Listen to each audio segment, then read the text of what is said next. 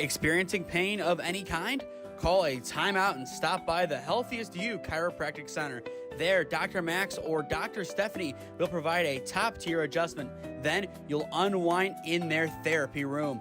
Visit their website at www.thychiro.com or call 440-238-3338 and book an appointment today. The Healthiest You Chiropractic Center, keeping Strongsville pain-free since 2013.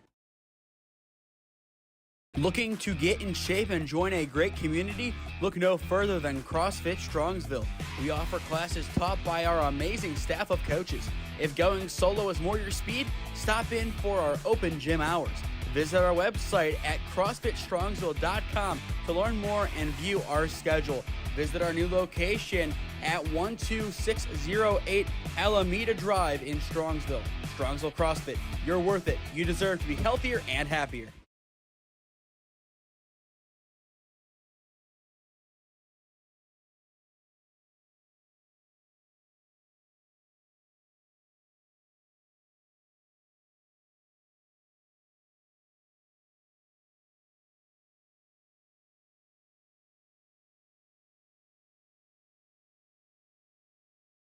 After a long season, Tric-C has ended the regular campaign 41-5, but today it is a new season. The Triceratops look to win 2 playoff games at home, no less. The first playoff game at Ron Mottl Field in program history. It is the Triceratops ranked number 2 in Region 12, taking on number 7, Mid-Michigan. Hello, everybody, and welcome to Ron Mottl Field for the SmeeSports pregame show. He's Gabe Koza. I am Nathan Smee, the owner of SmeeSports. Gabe, it's good to be with you today. We should have 2 great games on hand. The first one at 4, then at 7.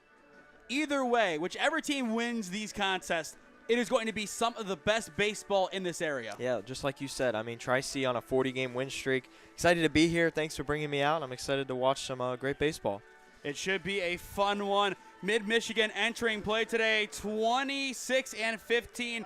They have won their last 3 games, 3 victories over Bay. As for Tric-C, 41-5. But the kicker in all of that, they have won their last 40, winning 1 out of their first 6. So a 1-5 start to then turn around and beat everybody possible. Just, I don't even know how you describe that. I mean, you really can't. I mean, it's impressive in any sport, and in baseball especially when you're playing teams multiple times. I mean, this team is really impressive, and I'm excited to see what they can do tonight against a very good Lakers team. As we get into the nitty-gritty of our broadcast, I think we should start with the starting lineups and break it down from there.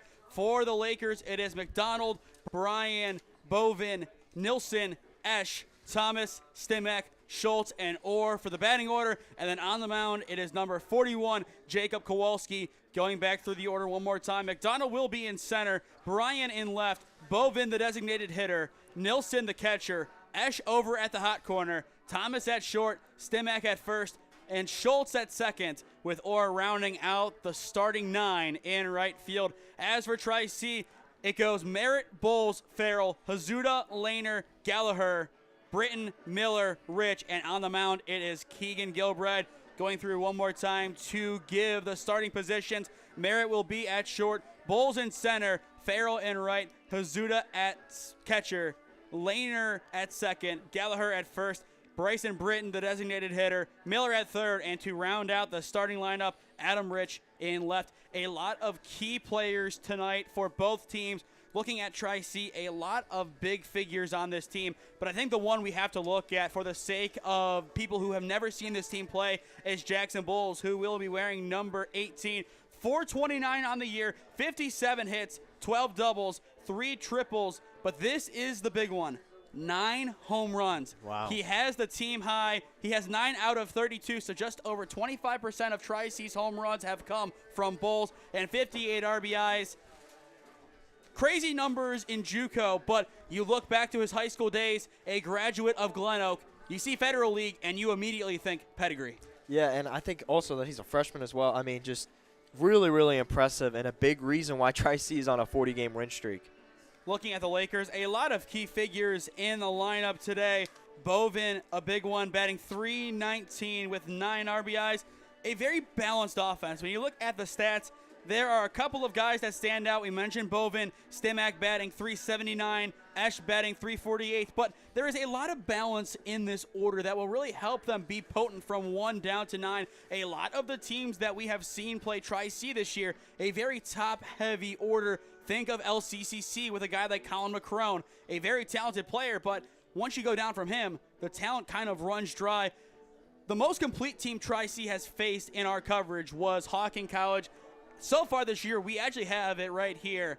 4-2 Tri-C, 6-2 Tri-C, 3-1 Tri-C, 6-5 Tri-C, 9-8 Tri-C, and 3-1 Tri-C. No blowouts against them. 2 or 1 run. Hawking College is the 8th seed in Region 12, and they will be taking on number 1 Lansing. Their first game started at 2, and game 2 will be at 5. But you see a team like Hawking get so close. What do you think a team like Mid-Michigan will take after watching the film of those contests? Well, I think that balanced hitting lineup, I think they understand that everyone down from 1 to 9 has really got to bring their game and start getting some hits. You cannot afford to have a slump in the rotation where you got guys that are 0 for 3, 0 for 4, whatever it might be. So I think, like you said, that consistency is going to be key against such a good team like Tri-C.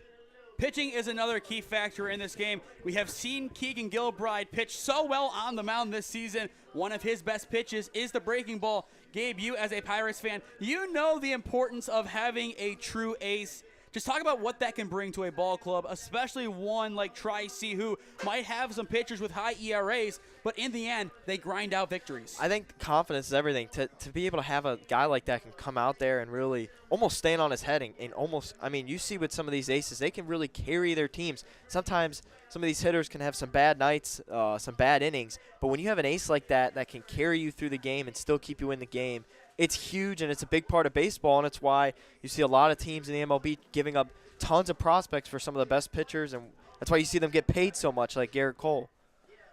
Another Pirates player from, I believe, the mid-2010s. Correct me if I'm wrong, back in 2013, I forget who you guys played in the wild card, but I remember watching that game. I think Garrett Cole started that matchup. It might have been. Was it the Reds, that one Reds game where they were chanting Cueto, Cueto, the I'm fans? pretty sure. Yeah. So it's – those pitchers can mean everything for a lot for teams, especially teams that don't have some of those sluggers in the lineup. It can really help you compete against teams that have some of the best hitters. And outside of that, you go to, that's a ball, Garrett, ball all day. Yep. And from there, he wasn't the same. Everything for the home team starts with your starting pitcher. For the opposing team, it's the offense. It's a nice contrast that we will watch today. Before we talk any more about baseball, I think we have to address the unfortunate news out of Bay Village this morning. Dylan Vaselge, sophomore at Bay Village, passed away due to injuries, succumbed from a lacrosse game. Just an awful situation. Know of our prayers to not only Dylan's family, but the whole Bay Village community. Back in my soccer days, I played with a lot of Bay Village players on a team called Band of Brothers, and just seeing the community outpouring their support to the Vaselge family, it's no surprise just knowing what Bay Village is as a city. Hopefully they will be able to rally from this support. Obviously, you cannot imagine what they're feeling right now, but you can only hope and pray that they will find some consolation in some fashion. Yeah, for sure. I mean, prayers to the family, prayers to the community, just a really tragic situation in Bay Village. And one other positive, though, today. We're going to go from the negative to the positive.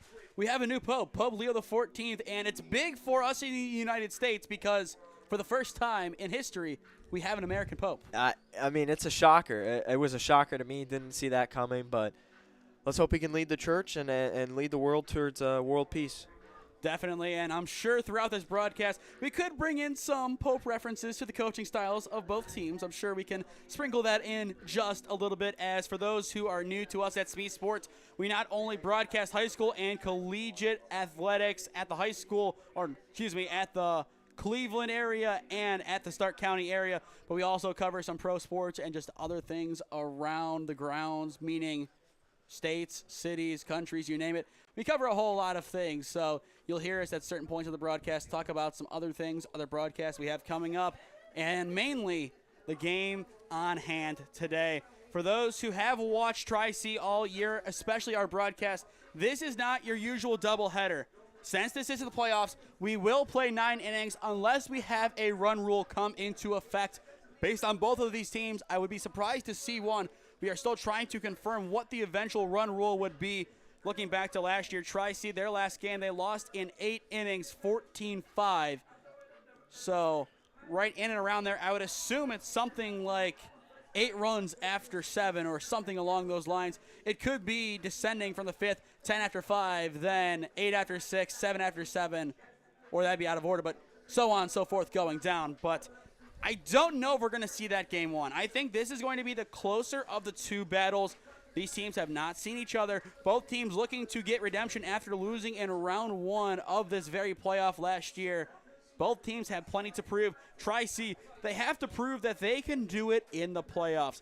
And if you are mid-Michigan, you have to prove that you are better than the team that is ranked 1 spot ahead of you. Keep in mind, in this region, the 3-6 then takes on the winner of this. Macomb is the 6. If they get the upset, they have a chance to get yet another win over Tric-C, as for those who have followed this team would know, the last loss of Tric-C was to Macomb. To Macomb, yeah. I mean, it feels like an eternity ago. A 40-game win streak, it feels like forever ago. But I think, like you said, this is going to be a tight game. I doubt it we see any runoffs or anything like that. Expect a good baseball game today.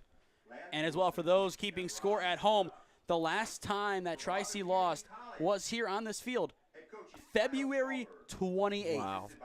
It was snowing that day, and that was a week after their last basketball broadcast that we did, which was a sectional final. So you kind of place that in basketball season right around districts. Luke Wolf did not hit his game winner over Harding at that point, and that still seems like an eternity ago.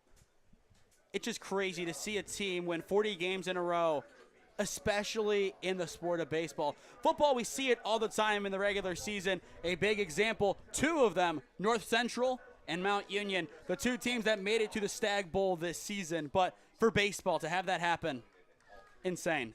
It is crazy. I mean, I think the Guardians, I think at one point were 22-21 or something like that. That was the record. So, I mean, just to put into perspective how impressive this Tric-C team has been this year and how much they've been able to really show off their skills on the diamond and turn those games into wins. As Tric-C takes the field to warm up defensively, this has been the SmeeSports pregame show. We will step aside, run our intro, and be back on in a minute to bring you the broadcast. This is Game 1 of 3 in the NJCAA D2 Region 12 playoffs. Yeah, thank you. I just want to say first, all glory to God. Without him, I am nothing. Power the shove, Neighbor Nation, we will see you on Saturday afternoon. Riley Meister gets the point. Back into left field, say goodnight to that baseball. This is another one, it's back to back Jacks for KSU Tuscarawas. Needs a point, and it's alive. Hansen pushes it over. Unbelievable. We play on. It's blocked. We're tied. We're tied. Unbelievable. It's a beautiful afternoon for baseball in Parma, Ohio, on the campus of Tri-C West. It is the 41-5 Tri-C Triceratops welcoming in the 26-15 Mid-Michigan Lakers. Hello, everybody from the broadcast booth. He's Gabe Koza. I am Nathan Smee on the call for you live on the SmeeSports YouTube channel. Gabe, a good pregame show, but we have an even better game in store this afternoon and then later on tonight. Yeah, I mean, like we said, we've been saying all this time, a 40-win team on a 40-win win streak. But going up against a good Lakers team that's won some games, and it should be a good game of baseball today. It is Eddie McDonald stepping in the box for the Lakers to get them underway offensively. Eddie batting .347 on the year. He does have 1 home run. We could see one here. First pitch from Gilbride is in the zone. 0-1 the count, and .358 marks the beginning of Tri-C's playoff run. Good first pitch from Gilbride. We mentioned it in the pregame show. A pitcher known for first pitch strikes. Roped right side, and it will fall. A lead-off single for the Lakers. Eddie McDonald, a good piece into right center. Yeah, already on the board there on first base. That's what you like to see against a good team like Tri-C. If they can keep doing this, then expect a competitive game. Now it is Connor Bryan, the left fielder, stepping in. If they can continue this, as you just said, look out. Tric-C, they have been down early on in games, but they find a way to battle back. This is not going to be an easy one. It is a hard hit bunt back to Gilbride. The Chuck 2-1 is in time for out number 1, but that will now put McDonald in scoring position. A simple play, but you have to get the force at 1. Yeah, already in scoring position, top of the first. I mean, really, could you ask for much better if you're a Lakers fan? I don't think so. So great start right now for the Lakers. Entering the ball game today, we were prepped being told that Mid-Michigan is a small ball team. They like to go station to station, and I expect to see it a lot. Hit to the left side of the infield, a good charge from Merritt, and the throw 2-1 is in time. A good pick from Gallagher, retires Bovin for out number 2. Great job by not losing composure on the mound at all, not giving up any bad pitches. And right now they got a man on third with 2 outs. We'll see what the Lakers do here. Watching back the replay, you just see the composure of Cohen Merritt. He holds the runner on, then charges. Beautiful chuck across. It's dynamite. Gilbride 3 for 3 with first pitch strikes. And he will make it 4 for 4. Perfectly hits the outside corner on Nilsson. 0-1 the count on Jack, the starting catcher for the Lakers. Throughout this campaign, he is batting .371 with 39 hits. Here's the 0-1. Did he go? Yes, he did. He did go. Gilbride brings the high heat for strike 2. This would be an electric way to retire the side for Keegan Gilbride after allowing a leadoff single. 2 strikes on Nilsson. Gilbride setting and firing. Just off the plate. A good move. He tries to get the chase, but in the other batter's box, down low, it's a good take. Yep. So now 1-2 on Nilsson. Justin Esch, the third baseman, awaits in the on-deck circle for the Lakers. Gilbride checks and delivers. Line to right field, but foul. If that would have stayed fair, the Lakers would have striked first. Just unfortunate there. The ball couldn't go a little bit to the left there, but staying in the count so far. He's staying alive. And I like that he's trying to take it to opposite field. He might not catch up to the speed of Gilbride, but if he can put the ball in play, that will definitely benefit Mid-Michigan. Here comes the 1-2. Breaking ball fouled away. 2 good foul contacts. 2 good foul contacts. Again, not losing composure, staying strong, and let's see if he can get a hit here. A base hit will score the runner over at third. Still a 1-2 count after 2 foul balls. Gilbride looking to retire the side. He delivers, and it is in there for strike 3 looking, and the side is retired. Keegan Gilbride, excellent composure. What a pitch. Exactly what the Triceratops needed defensively. We said it in pregame. Momentum starts and ends with the starting pitcher for the home team. Gilbride, inside corner, no attempt. The Lakers taken care of in the top of the first. We will step aside and hear a word from our sponsors in the meantime. This is round 1 of the D2 Region 12 NJCAA baseball playoffs on SmeeSports. Experiencing pain of any kind? Call a timeout and stop by the Healthiest You Chiropractic Center. There, Dr. Max or Dr. Stephanie will provide a top-tier adjustment. Then you'll unwind in their therapy room. Visit their website at www.thychiro.com or call 440-238-3338 and book an appointment today. The Healthiest You Chiropractic Center, keeping Strongsville pain-free since 2013. Looking to get in shape and join a great community? Look no further than CrossFit Strongsville. We offer classes taught by our amazing staff of coaches. If going solo is more your speed, stop in for our open gym hours. Visit our website at CrossFitStrongsville.com to learn more and view our schedule. Visit our new location at 12608 Alameda Drive in Strongsville. Strongsville CrossFit, you're worth it. You deserve to be healthier and happier. Nilsson, a hard throw down to second, signals the end of warm-ups and the beginning of the bottom of the first inning. Merritt, Bowles, and Farrell due to hit for Tric-C. This is the NJCAA Division II Region 12 baseball playoffs on SmeeSports. For those just joining us, he's Gabe Koza. I am Nathan Smee on the call for you this afternoon. A good inning from Tric-C defensively. A leadoff hit from McDonald. It phases the defense for a moment, but in the end, they are able to get the next 3 outs. The first one on a bunt back to Gilbride. The second, a ground out to Merritt. And the final straw, a strikeout looking inside corner on Nilsson. 3 good quality at-bats defensively for Tric-C.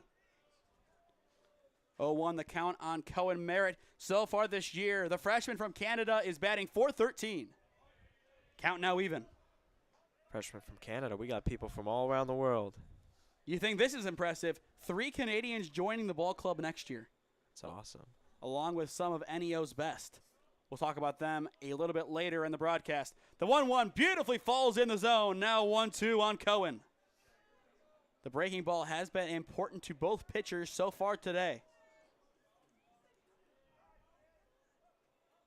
Kowalski looking for a strikeout on the first batter he faces. Here comes the 1-2. Breaks in, but sends up the middle. It's a leadoff single for Cohen Merritt. Put it right back to where it came from. A beautiful liner up the gut. And Cohen has Tric-C on the base path. I mean, that's where you want to hit it. They have that gap right by second base. Hits it right through there and gets to first base. Looking at the wind, not too much. That might benefit Tric-C. The last time we saw them, the wind really killed a lot of home run balls. This could be the first spot we do see one today with the lefty Jackson Bowles. Kowalski sets and fires, goes inside, chop left side of the infield. It's a tough play. Good pick over at short, and the throw 2-1 is in time. Excellent composure from Thomas. Tric-C able to get a runner in scorer's position, however. But either way, to be able to get that scoop on the run, I am really impressed by Thomas. It's not an easy play to make, especially in a venue like this. This is the point usually that Tric-C throws the defense off of their game, but Mid-Michigan unfazed. Now Pat Farrell will step in. Merritt dancing over at second, a very big lead, but it is a first pitch strike to Farrell. But you see Merritt over at second base, getting to the end of the pseudo dirt. Yeah, he's looking for it. Catcher's got to be careful with this one. If they try and throw back to 2, then all of a sudden he's taking third. Yeah. Wild back pick, same thing. We will see what they do. Almost a wild back pick right on cue. Schultz able to catch up to it and keep it in the infield. See how Kowalski responds with the distraction, so to speak, behind him. 0-1 the count on Farrell, who has had a great campaign so far, batting .430. As well, he has 4 home runs to his name. Here comes the 0-1. Beautiful spot now, 0-2. I'll give credit to Kowalski. He is doing a good job putting Merritt in the back of his mind and focusing on Farrell. If he can win this at-bat at the plate right here, 0-2 count, he's in a good spot. Merritt stays put at second. Mid-Michigan not in a bad spot defensively. And it is just going to miss. Ball 1 called. That was so close right there, just outside the zone. From our angle, it looked like the other outcome was more likely. But in the end, it is ball 1. Kowalski trying to find it on the 1-2. Similar spot, goes upstairs this time, and it rings up Farrell for out number 2. Great composure there by Kowalski, staying in, getting some nice pitches right there, all while having a man on second actively trying to steal. Great job.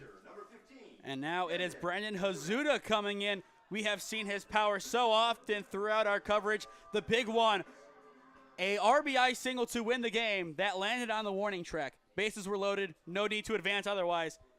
In the real realm of the game, it's a 3 RBI double, but in that case, it was not.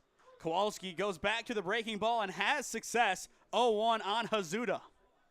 And we talked about starting pitchers for the home team, but right now Kowalski making a good case for his impact being felt greatly by the Lakers. And keep in mind, 9 innings in this game, not 7. Here's the 0-1.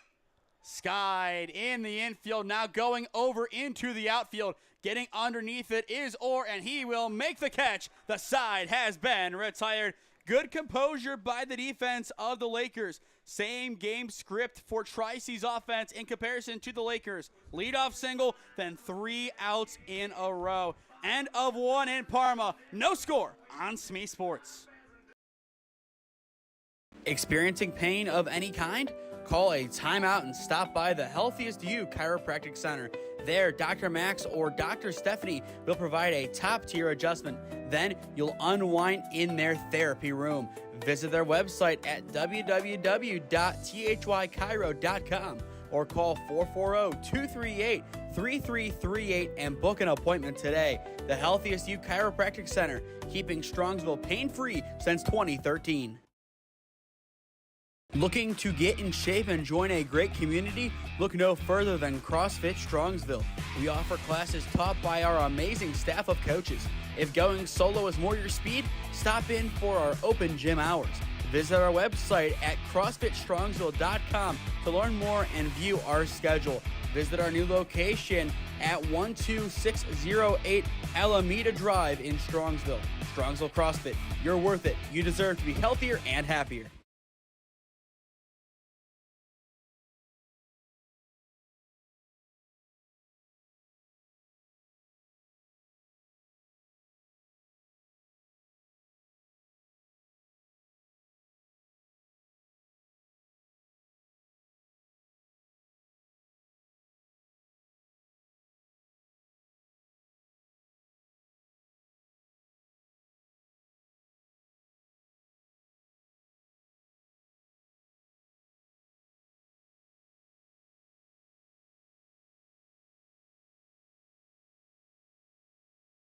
Not to speak too soon, as we did yesterday with Holy Name's defense, it looks like we are going to have a defensive battle on hand. But, Gabe, the moment we say that, we are going to have 5 runs scored by both teams this inning. Yeah, baseball is a long game.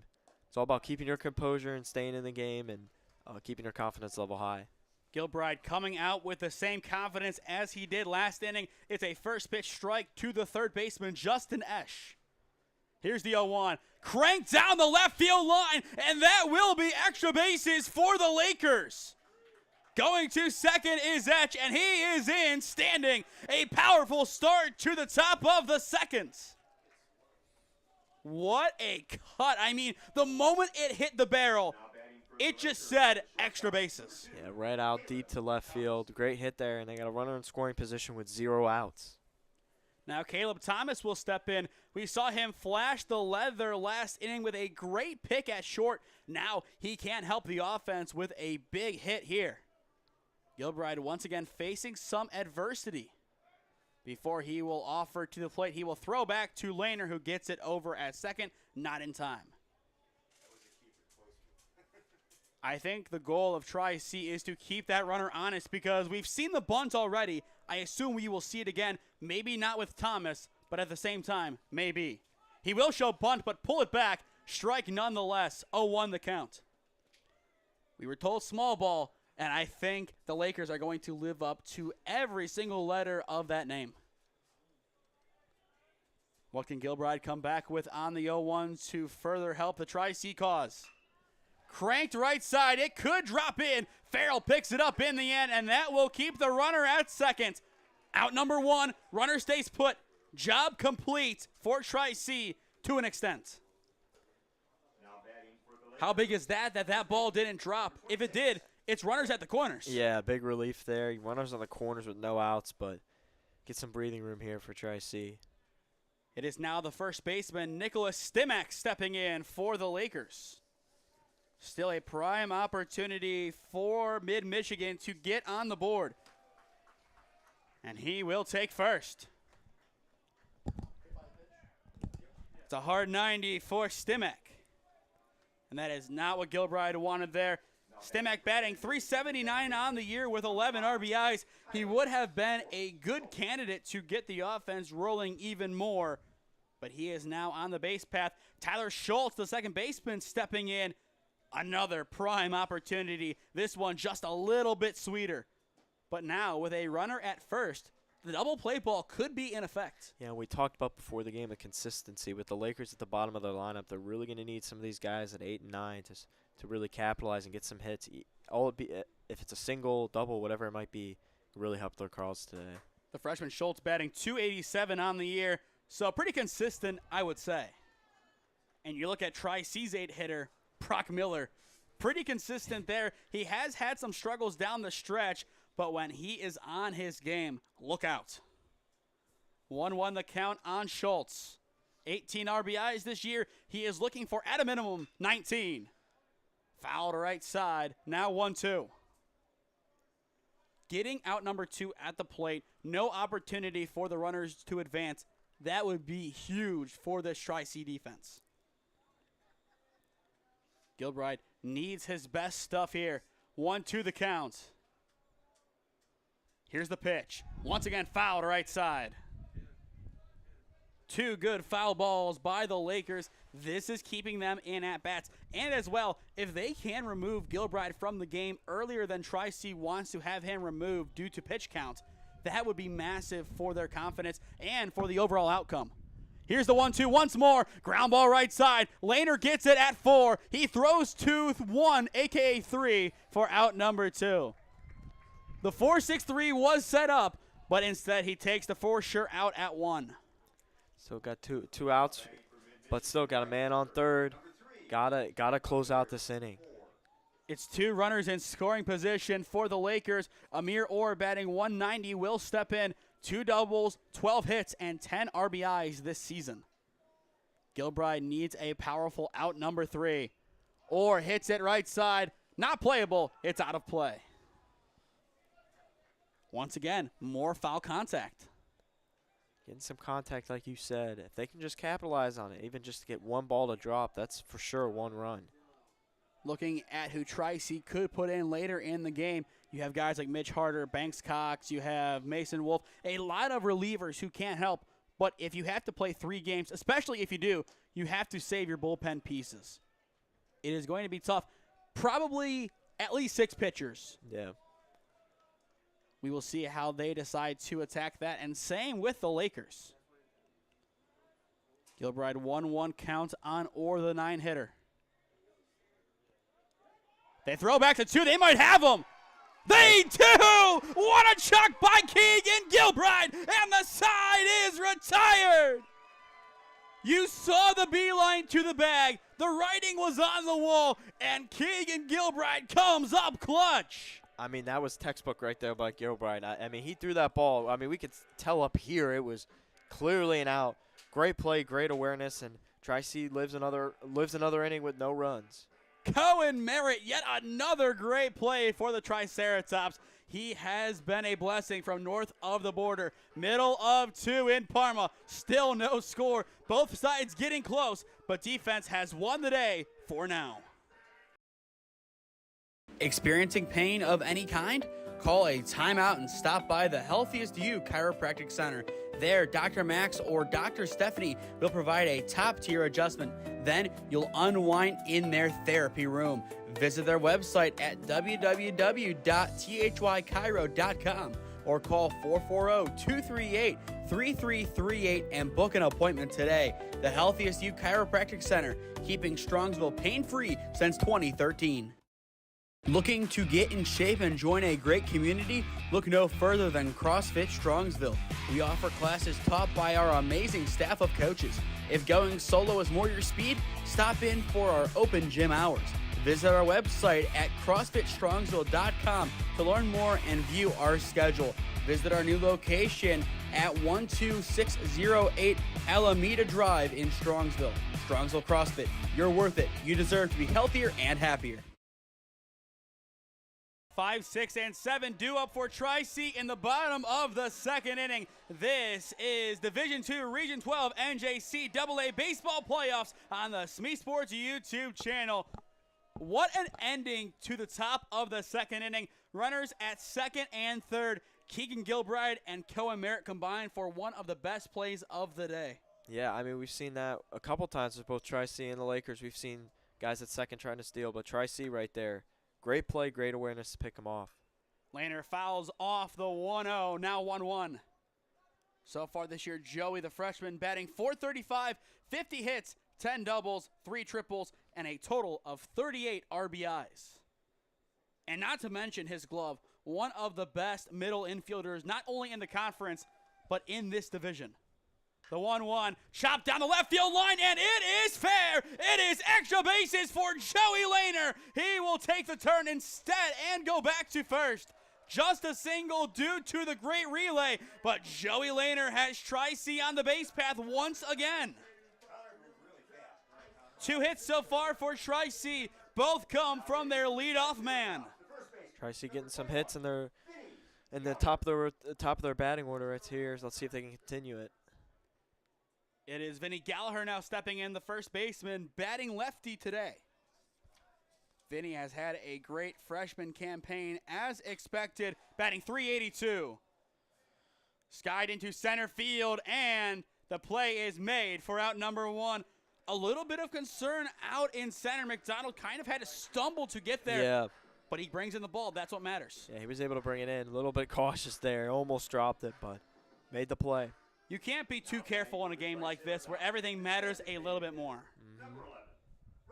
Now Bryson Britton, the designated hitter, will step in. I believe, Gabe, this is who you were talking about earlier. You said there's a freshman who hasn't had too many opportunities but has a really good batting average. It's Bryson Britton, and the opportunities that he has created for himself have come simply because of how hard he works and how well he performs when Coach Stolberg asks him to. Yeah, we're talking about young players here. They don't get a lot of opportunities, but it's a great opportunity for this young man to really prove himself. Depending on how the offseason goes, he could be your heir apparent to Brendan Hazuda behind the dish. It'll be a battle between him and A.J. Trobenter of Lake Catholic, most likely. 1-0 the count on Britton. Still a runner at first. Lehner does have some speed, so I would not be surprised to see him take off. But at the same time, how risky is Tric-C going to play this inning? I'm sure we will have an answer to that very soon. The 1-0 goes low. Now ball 2. After Britton, it will go to Brock Miller in the 8-hole. Bringing in a guy like Brock Miller would be huge for Tric-C. He started off in the 4-hole, had some struggles, but he still has the same power we knew him to have at Keystone. Strike 1 called on Britton. A good off-speed and get right from Kowalski. The Lakers looking to get a big play defensively. The double play ball potentially in effect. 2-1 the count. Kowalski setting and firing. Goes inside and misses. A little bit too much break. Now 3-1. I like his variance. Sometimes he goes to the outside corner, then immediately responds by bringing the pitch well in. He's got command of the mound right here. Let's see if he can continue it. 3-1 the count. A walk would put 2 runners on for the Triceratops.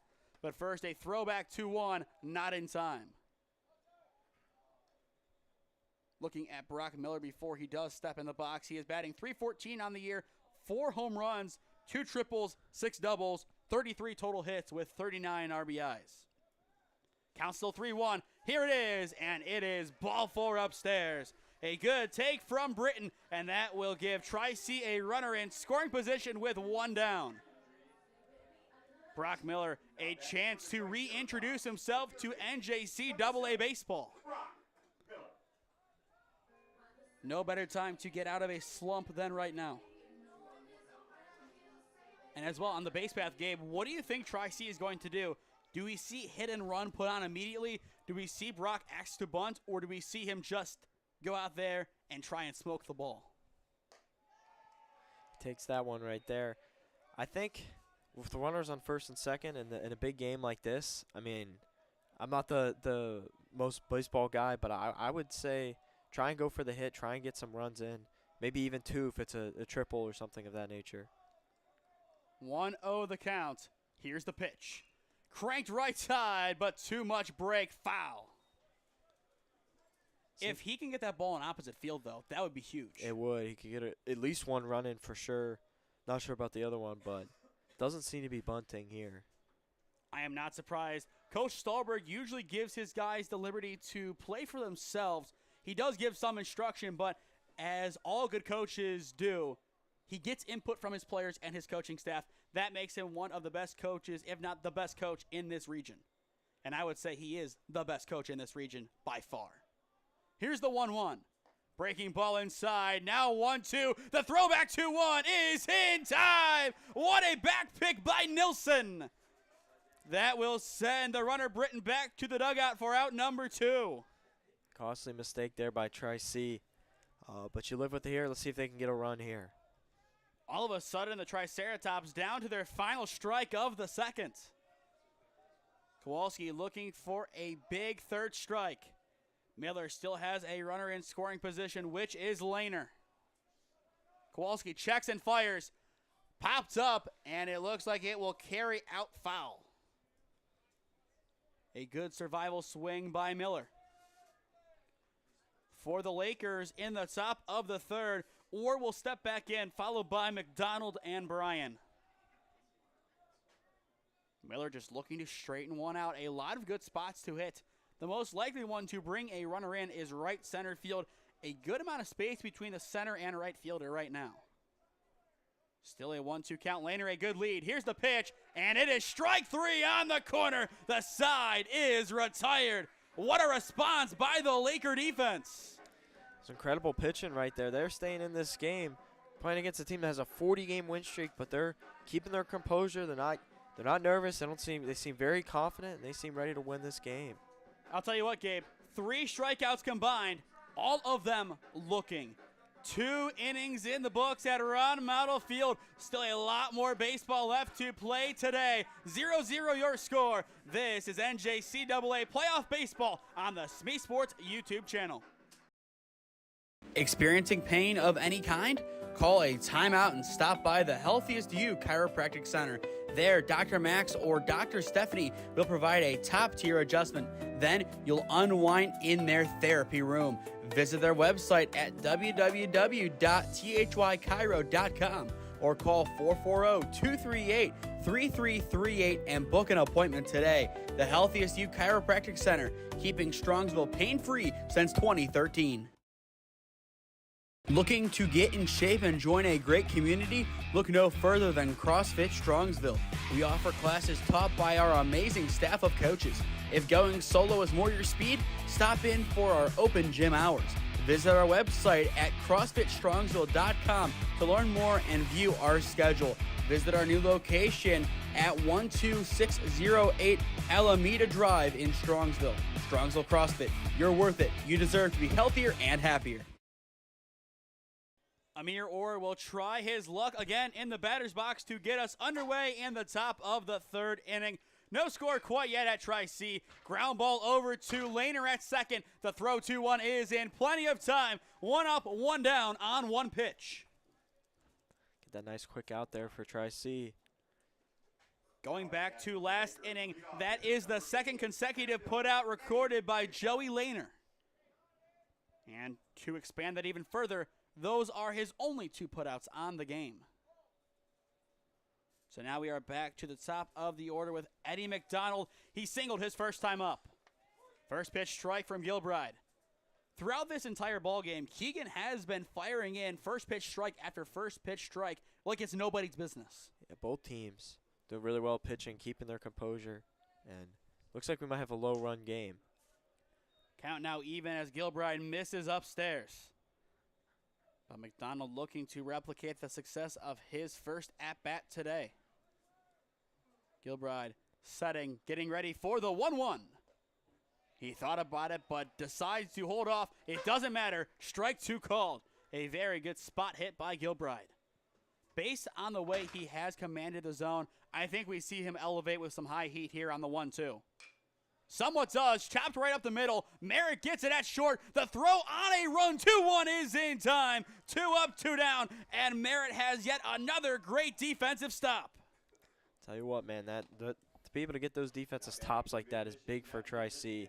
And if they can continue that, it's a long game, but I don't think there's going to be very many runs scored. Well, watch it back on the replay. I mean, you see him get there. What speed, too. Pretty much beats the camera to the punch. Plenty of speed from Cohen Merritt, and he displays it once again. Oh, first pitch is fouled right thought that into was the coming backstop. from my head there. That is why, unlike a lot of the sports that we cover, Gabe, there is the beautiful Yep. backstop right there. I'm sure you're grateful for it right now. Yeah, I think I'd have a mild concussion if that wasn't there. Just mild. We know you're tough. Oh, on the count, here's the pitch. Beautiful ball hit into right field, and it's a 2-out single for Connor Bryan. Bunted his first time up and moved the runner along. This time he is given the liberty to swing, and he makes the most of his opportunity. The Lakers now have some life on the base path with the designated hitter Trey Bovin stepping back in. 0 for 1 on the day with a ground out to Cohen Merritt at short. After Bovin, it goes to Nilsson, the catcher. Gilbride, for the third inning in a row, has to work with a runner behind him. First pitch of the at-bat will break upstairs and miss. Ball 1. One of very few first pitch balls thrown today by Gilbride, maybe the first. Technically no, because there was a hard 90, but otherwise very few. The 1-0 is in there, a good get right from Keegan. Count now even. Able to get that in the strike zone. Both pitchers, despite how high some of these counts have gone, they have been able to command the zone pretty much perfectly. Here comes the 1-1. Tries to go to the outside corner. It carries too far into the other batter's box. Ball 2, and we have a hitter's count. Bovin, the liberty to do a lot of things in the box right now. If he can hit it to his opposite field, specifically down that left field line, that could be extra bases and potentially a run. Here's the 2-1. Swing and a miss. Pulls off of it in the end and misses above the low pitch. Count now even. Good variance by Gilbride. Goes outside, brings it central, but makes sure it stays low in the zone, and that's where you get the miss. 2-2 count on Bovin. Gilbride looking to retire the side. Here's the pitch. Fouled over the backstop. Once again, the trend of foul balls continues. Lots of fouls here today. For Tric-C in the home half of the third, Adam Rich, Cohen Merritt, and Jackson Bowles are set to hit. Count still even, 2 balls, 2 strikes, 2 down in the top of the third. Gilbride nods, sets, and fires. Did he go? They're going to say did. Yes, he did. Strikeout number 2 on the day from Gilbride. This one retires Bovin and the side. After a 2-out single, Gilbride and the defense hunkers down and gets the final out. Middle of 3 at Ron Mottl Field. Still no score. Experiencing pain of any kind? Call a timeout and stop by the Healthiest You Chiropractic Center. There, Dr. Max or Dr. Stephanie will provide a top-tier adjustment. Then you'll unwind in their therapy room. Visit their website at www.thychiro.com or call 440-238-3338 and book an appointment today. The Healthiest You Chiropractic Center, keeping Strongsville pain-free since 2013. Looking to get in shape and join a great community? Look no further than CrossFit Strongsville. We offer classes taught by our amazing staff of coaches. If going solo is more your speed, stop in for our open gym hours. Visit our website at CrossFitStrongsville.com to learn more and view our schedule. Visit our new location at 12608 Alameda Drive in Strongsville. Strongsville CrossFit, you're worth it. You deserve to be healthier and happier.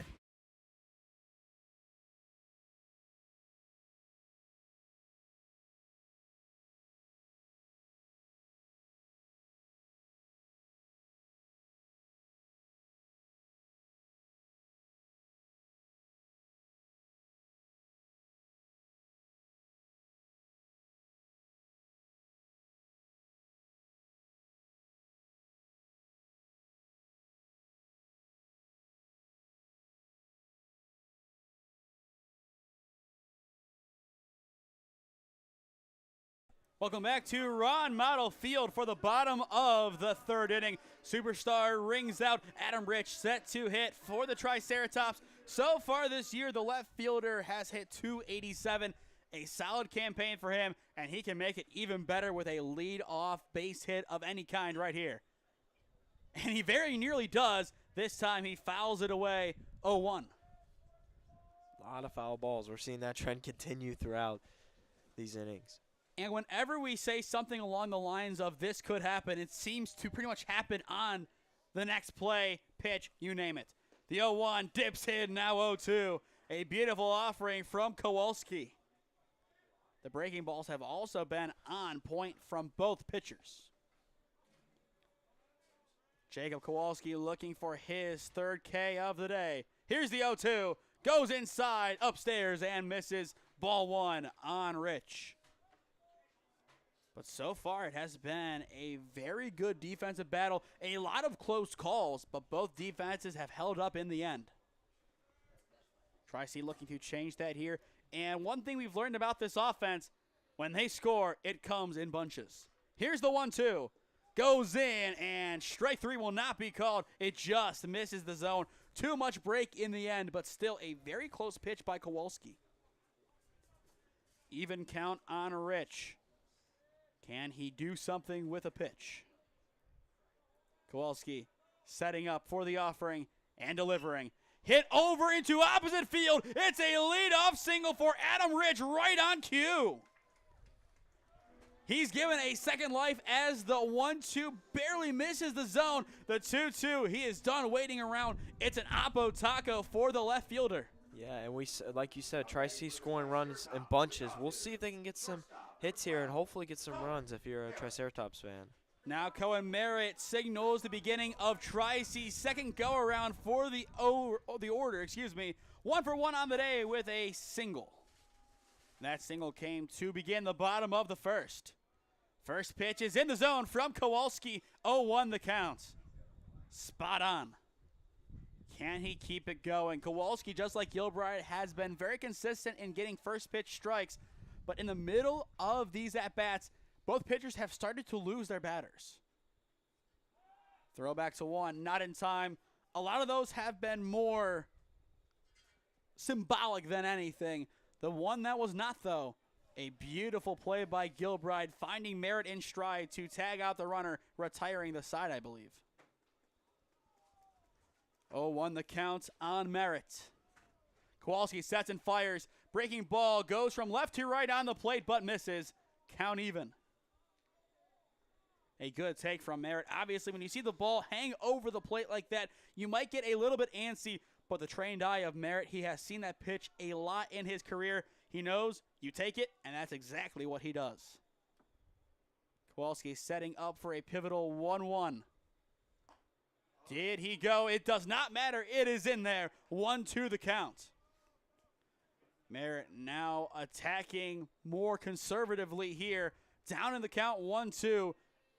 This is a good spot for Tric-C to get something going. Put 2 runners on, nobody down. That would be huge.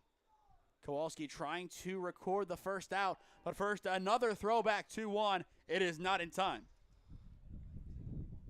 I will say the rapport between the pitcher and the fielders for both teams has been on point all afternoon. Yeah, it has. We get a little bit of wind gust there, so if we get a big one, who knows, on a pick like that, that might affect the throw and maybe cause an error. Here's the 1-2 from Kowalski, just off the plate. And if you spent as much time as I have in this box this year, you know the press box at Ron Mottl Field quickly becomes a wind tunnel. Hopefully that will not happen here. But as we say that, we know it's going to happen. 2-2 now on Merritt. Kowalski setting after a slight check. Here's the pitch. Upstairs, we are full. Just as I said a few pitches ago, both pitchers start off strong, but in the middle they start to lose their batter, and that is where we sit. 3-2 now on Cohen. It's a big at-bat right here. No outs. See if Tric-C can capitalize it, but also see if Kowalski can get a strikeout right here. At the same time, wouldn't be surprised to see Rich take off on the 3-2. Kowalski knows that too, and he will throw back, keeping him honest. Given that lead, I think his intention was to take second. Definitely looks like that. Count still full, 3-2 on Merritt. A big lead from Rich. The throwback once again, not in time. Yet another close throw. Kowalski, it's a good idea from him, but at the same time, he needs to save his arm to focus on the batter. We do not know what the bullpen has, and I don't think Mid-Michigan wants to know. The payoff pitch is in there for strike 3, but as expected, Rich is able to steal second, so Cohen Merritt's strikeout is not in vain. That is number 3 on the day from Kowalski. 1 down, runner in scoring position for Jackson Bulls. A good spot for the Triceratops to be in. Number 18, Jackson Bowles. We will see the approach of the lefty Left center, a good spot to hit if he can force it oppo. But then again, the Triceratops just looking for a hit, looking for a way to work station to station. First pitch to Bulls will miss well off the plate. Kowalski's breaking ball. Too much breakage. Ball 1. We will see how strategic as well the defense gets. Do they continue trying to get Rich on the base path, or do they turn their complete focus to the batter? 1-0 the count. Rich, a good lead at second. Here's the offering. In there, 1-1. From outside to in, Kowalski able to find his spot. Bulls 0 for 1 on the day with a ground out to Thomas at short. Based on that and the depth of Thomas, I think he is putting himself in a spot to charge another ground ball. Here comes the 1-1. This time it's right field, and it will drop in. It's a single for Jackson Bulls, and Rich will stay put at third. Put runners at the corners with 1 down for Tric-C's offense. Talk about a big single from JB. Perfect placement. We'll watch it back here on the replay. Takes his time and just drives it right field. No chance to make a play, and that helps the rest of the running. Rich, he's at third, ready to take off on a passed ball. At the same time, Bulls, we know the way he steals bags. He is going to take off, but first we will probably see a throwback from Kowalski. Instead, he offers. They will fake the throw down to second. Bulls is in with a stolen bag. Put 2 runners in scoring position for Pat Farrell. Tric-C's best opportunity of the game so far. We'll see how they respond. We'll see how Kowalski responds to this pressure. The question is, does Tric-C get another opportunity like this if they don't score? They definitely have the firepower, but in a game like this, you can never take any opportunity for granted. 1-0 on Farrell. Kowalski, a pressure situation. Farrell sees it in, but it misses. Ball 2 called. A very close second offering. After Farrell, it goes to Brendan Hazuda. So far this year, we've seen him really appreciate the bases loaded. Here's the 2-0. Hit weakly into left center. Caught over at short for out number 2. A massive grab by Thomas. That kept the runners home. That kept them put at the corners. What a big play by Thomas. Yeah, and for Kowalski, it's a big sign of relief right there. You had runners on second and third. Now you got a little bit more breathing room. And still, with the backpedaling required to get there, that is not an easy play. The ground's still a little bit wet after getting some rain during warm-ups. All credit to Thomas. He has flashed the leather on numerous occasions, and he has been tremendous in the field. Hazuda's first pitch is taken low for ball 1. Brendan Hazuda so far this season batting .364 with 44 hits, 7 doubles, 4 homers, and 46 RBIs. A good chance to make amends for his fly out to right. Speaking of right, it's the right side of the zone, getting hit for strike 1. A good spot by Kowalski. We will see how Hazuda varies his approach. It is going to be a big call from him. 1-1 the count, 2 runners in scoring position. Tric-C's best chance of the day to score so far. Here's the pitch, swing and a miss, now 1-2. If strike 3 comes next, the mid-Michigan fans who made the trip over from the state up north are going to be ecstatic. And even the ones on the live stream will follow suit. 1-2 the count on Hazuda. Kowalski looking for a pivotal out number 3. Jacob sets and fires it in. Fouled away by Brendan Hazuda. Once again, there's foul contact helping out the offense. Hazuda has been known to foul off pitches before finally straightening one out. We could see one more foul ball. We could see him miss. But if he follows suit to the way he has played this year, we are going to see a base hit. Here comes the 1-2. Once again, he fouls it away. You could tell he's on it, just a little bit too underneath with his swing. Gabe, if you're Kowalski, what do you throw? It's tough to say here. I mean, I would say try and keep it in the zone, try and get a strikeout here and try and end this inning. Still got runners in second and third, even with 2 outs, so got to keep your composure. I'm thinking really high or really low here. Maybe a high-hanging changeup that Hazuda would take because it looks too high before finally breaking in. Here's the 1-2. He goes to the corner and just misses. That was close. I think based on his body language and the smile, he thought he got out of the inning. Instead, it is 2-2.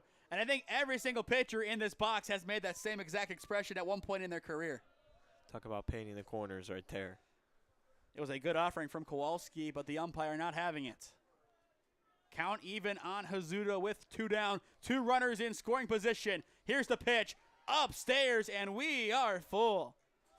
After Brendan Hazuda, it would go to Joey Lehner. A big potential turning point in this ball game. No score as of yet. Bases loaded, 2 down, runners at second and third for Brendan Hazuda. Jacob Kowalski, what can he do on the mound? Here comes the payoff pitch. Popped up. Will it be playable? First base calling it off and pointing it out. And finally the catcher, Nilsson, will slip on the on-deck circle as the ball goes out of play. Luckily he's okay. That could have been a very unfortunate slip right there. I was just thinking that. But if you are the catcher and the first baseman, you are more frustrated that that ball did not stay in a playable area. Still battling here in a 3-2 count. We'll see how Kowalski responds. I believe now 3 foul balls in a row, or not in a row, just in this at-bat. Time has been called, and it looks like Nilsson will be attended to by the medical staff. Yeah, that was, that slip didn't look great in terms of if you're just looking at it, and hopefully he's okay. Definitely a tough one there. In the meantime, we will take a quick pause and step aside for the injury timeout.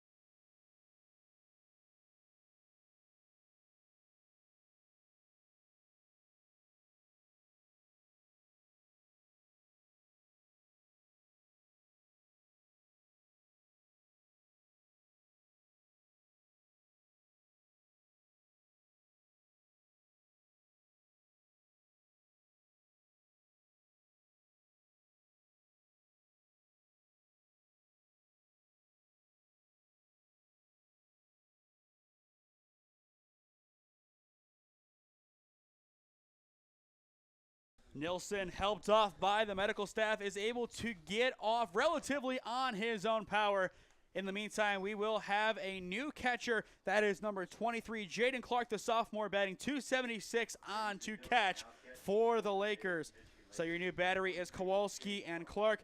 We haven't set the defense yet, so we will do so in the meantime. Stimac at first, Schultz at second, Thomas at short, Esch at third.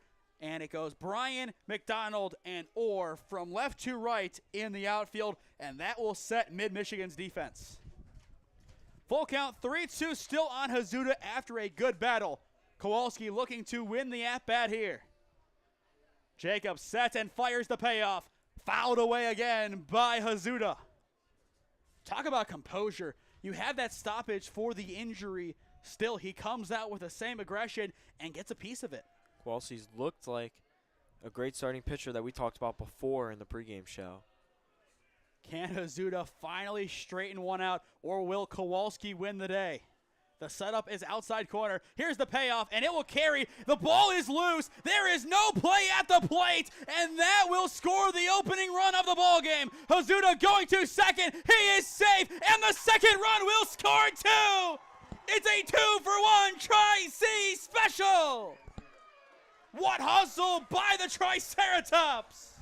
Incredible, man, and Kowalski loses his composure right there, but the Tric-C able to capitalize.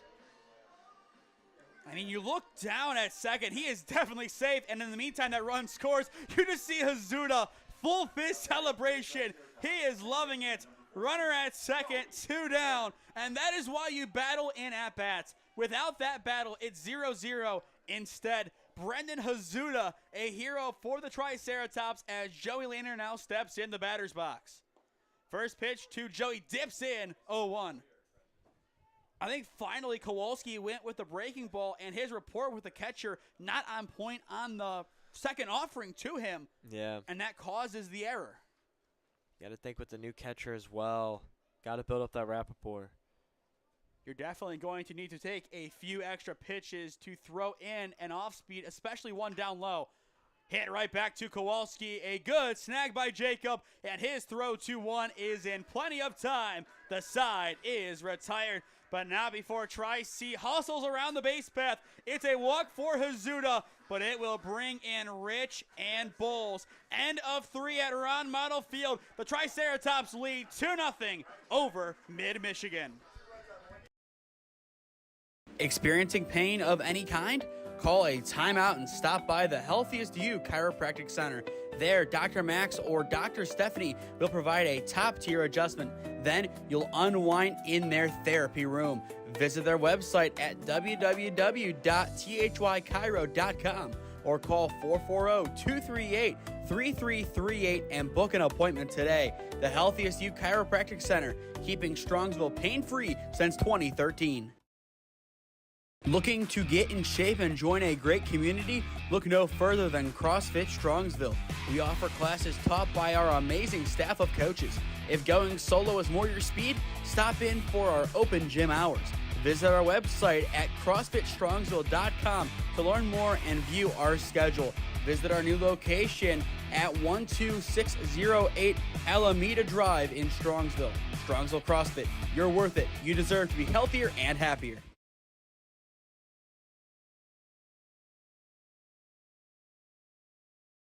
Well, if you've been watching the news recently, you've seen Tric-C do their quote-unquote media tour. The main thing that they have talked about, tops ball. Gabe, we are seeing it perfectly on display so far.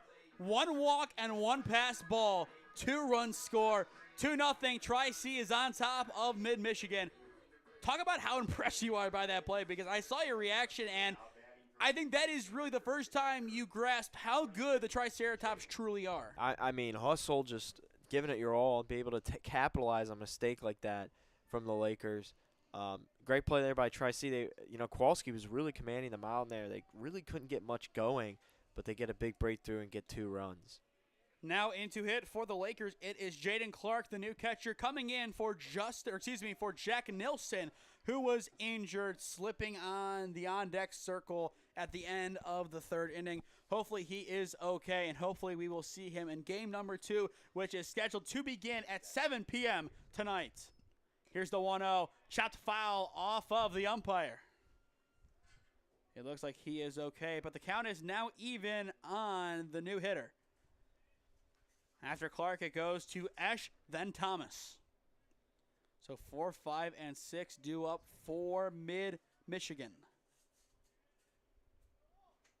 So far today, the Lakers are 2 for 3 on getting their leadoff man aboard.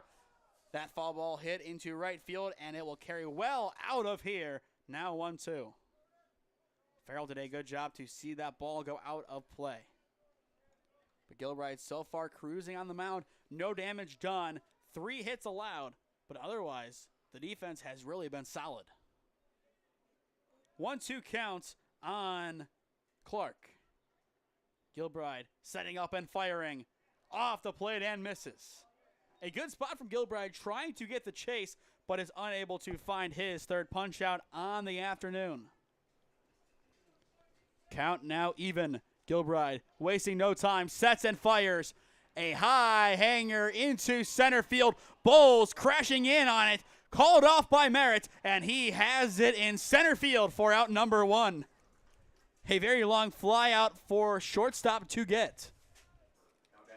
You look at that range, at least 60 feet over to Merritt's left, amid the sun and everything. I give him a lot of credit to be able to get over there and make that grab. Now Justin Esch will step in. He had a double to begin the top of the second inning. Gilbride sets and fires. Swing and a miss. Now 0-1. Both pitchers so far have been really good. 5 combined strikeouts. The first 3 were looking. The last 2 came swinging. 0-1 on Esch. Gilbride sets and fires. Cranked into right center field. That ball is in the gap. It's a 1-out single for the third baseman. Powerful hit right back up the gut. Exactly what Mid-Michigan needed. That's exactly what the doctor ordered right there. We will watch back the replay of the hit. It's a solid swing all the way around. Gilbride is a good offering, but credit to Esch as he is able to track the breaking ball to the bottom right corner of the zone, and because he does, he is rewarded with first base. Now Caleb Thomas will step in, a flyout victim his first time up. Now this one is a deep fly ball into left field, and it will fall just in fair territory. Rich unable to get there. There is no play at third. It's a double for Caleb Thomas, and the Lakers are right back in it. What a swing. Just like that. Runners on second and third. We see that replay back. Immediately, you could tell the power on that cut. Rich just unable to come up with it. It's a tough one, but still unfortunate for the Triceratops. But the way they played over to the right benefits the Lakers. The tying run now stands in scoring position for Nick Stimac. He was a hard 90 victim his first time up. This time he shows bunt right back to the pitcher. The play is not in time at home, and he is safe at first. What a squeeze by the Lakers. That one looked a little close from up here, but it looked like he was safe from our vantage point. I agree with you completely. I think he beat out that tag. We will watch it back here. It's a hard bunt. Gilbride just too high of a flick. Maybe down lower to Hazuda, and the tag would have been there. But the time it took to gather go down low, that is really what killed Tric-C. And all of a sudden, the tying run stands 90 feet away. The go-ahead over at first. With runners at the corners, the ball is hit up the middle. This could be a double play ball. Merritt flicks it, not in time, and we are tied. Both teams struggling with some errors here. And in both of the cases, it results in a run. What a move by Mid-Michigan. I think even if Merritt got it, that would not have been enough to get the player at home. But looking at this inning, a double play gets you out of it. Yeah. But instead, we are tied. 2 runners on, 1 down. And we will have Amir Orr, the right fielder, step in for Mid-Michigan. This has been a great response by the Lakers. First pitch is a strike to Orr. A pretty good pitch. I am surprised he took it given the recent success of this offense. We will see what Gilbride attacks with on the 0-1. He will check and fire. A high bunt. It's popped up. Gilbride able to stumble to the mound and get it. But the play at 2 is not in time. They only get Orr for the force in the air. What a play, though, by Gilbride. Showing off the athleticism there. Just missed the tag there. And that could have been really bad with him going up on the mound behind him, running backwards no less. I give him credit that he was able to even make that play. But he was brought right in stride, and you look on the replay, definitely close over at second, but not close enough to get the nod. We go back to the top of the order now with Eddie McDonald. 1 for 2 on the day as he will take a first pitch strike. But we talked about in pregame, Mid-Michigan needs to be consistent from 1 to 9. It has been the bottom of their order really providing the spark. We will see if they can keep that up in their third go-around. 0-1 the count. Gilbride sets and fires. Skipping right of Hazuda, and that will put runners at the corners. The go-ahead runner now 90 feet away. Tric-C got to settle in right now. A little bit of momentum swinging towards the Lakers right now. It's all about keeping your composure here because this could get ugly fast. One more base hit. It is Mid-Michigan on top. Yep. And I think Gilbride and the rest of the Tric-C defense knows that. 1-1 the count. Gilbride taking his time, getting the pitch call.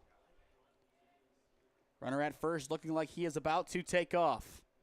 They throw back 2-1. It is not in time. A good idea, but I think everybody knew that was going to happen, and so did the runner at first, which is Schultz. Count still even on McDonald. This will be a big opportunity for him to make an impact play in the playoffs. Here comes the 1-1. Cranked up the middle, taken in by Merritt, and the flick 2-2 is in time. The side is retired. Cohen Merritt makes amends for the error by getting the final out of the top of the fourth. But in the end, the Lakers will have the last laugh. 2-run score before the inning ends. 2-2 your score as we will watch the rest of the replay. Just a simple flick from Merritt. It gets the job done. But Tric-C's offense, the pressure is back on them when we return. Experiencing pain of any kind? Call a timeout and stop by the Healthiest You Chiropractic Center. There, Dr. Max or Dr. Stephanie will provide a top-tier adjustment. Then you'll unwind in their therapy room. Visit their website at www.thychiro.com or call 440-238-3338 and book an appointment today. The Healthiest You Chiropractic Center, keeping Strongsville pain-free since 2013. Looking to get in shape and join a great community? Look no further than CrossFit Strongsville. We offer classes taught by our amazing staff of coaches. If going solo is more your speed, stop in for our open gym hours. Visit our website at CrossFitStrongsville.com to learn more and view our schedule. Visit our new location at 12608 Alameda Drive in Strongsville. Strongsville CrossFit, you're worth it. You deserve to be healthier and happier.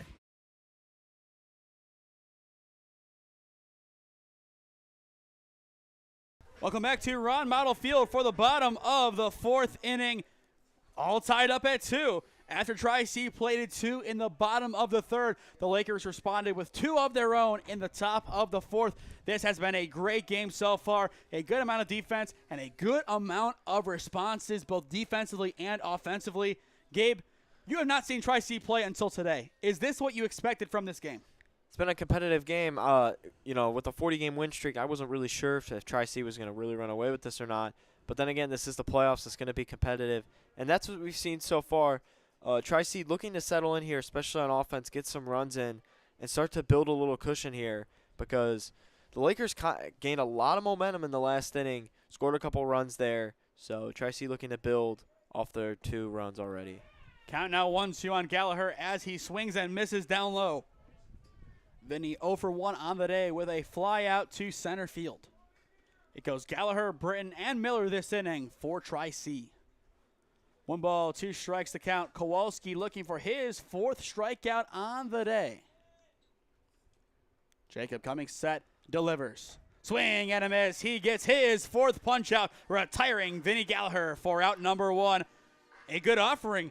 Kowalski immediately attacking after allowing 2 runs last inning, which I believe will go down as unearned as they came off of an error. Yep. The runners would have been earned otherwise, but the error negates that. So pretty much a really good performance on paper, technically better than Gilbride. Impressive here from Kowalski, especially against a team like Tric-C. And the big question is going to be, how deep is this pitching rotation of Mid-Michigan down the stretch in Game 1, but also in Games 2 and 3? How long can they hang in these contests? 0-1 the count on Britton. And already we do have some action in the Mid-Michigan bullpen. Coming set is Kowalski. Here's the pitch. breaks in, ground ball up the middle to Thomas at short. A good gather and throw 2-1. Sees Britton retired for out number 2. Simple play, but a necessary one in a game like this. Chilly conditions, a lot colder than expected. Yeah. Initially, I just wore the SmeeSports polo, but I had to go in my bag and get out the sweatshirt, as right now it is 52, feels like 42 in this glorious month of May. Not March, May. Feels like April baseball, but like you said, May. Let's hope it'll warm up here soon. It's going to have to. I mean, I'm in a box for the next couple of games, but if on Monday at Padua it's cold, I am not going to be too happy. We'll still be there regardless, but I would prefer a warm and exciting game opposed to a cold and shivery one. Got to make sure to bring out the SmeeSports hoodie. I've definitely paid my dues in the cold, given games at Maple Heights and Canfield as a part of Holy Name's Final Four run. Miller smokes it deep to center field, but not deep enough. McDonald gets underneath it, and the side is retired. Tric-C's offense goes in order to end the fourth. Still a lot of baseball left to go in game number 1. 5 innings to be exact, all tied up at 2. Mid-Michigan and Tric-C looking for the advantage when we return. Experiencing pain of any kind? Call a timeout and stop by the Healthiest You Chiropractic Center. There, Dr. Max or Dr. Stephanie will provide a top-tier adjustment. Then you'll unwind in their therapy room. Visit their website at www.thychiro.com or call 440-238-3338 and book an appointment today. The Healthiest You Chiropractic Center, keeping Strongsville pain-free since 2013. Looking to get in shape and join a great community? Look no further than CrossFit Strongsville. We offer classes taught by our amazing staff of coaches. If going solo is more your speed, stop in for our open gym hours. Visit our website at CrossFitStrongsville.com to learn more and view our schedule. Visit our new location at 12608 Alameda Drive in Strongsville. Strongsville CrossFit, you're worth it. You deserve to be healthier and happier.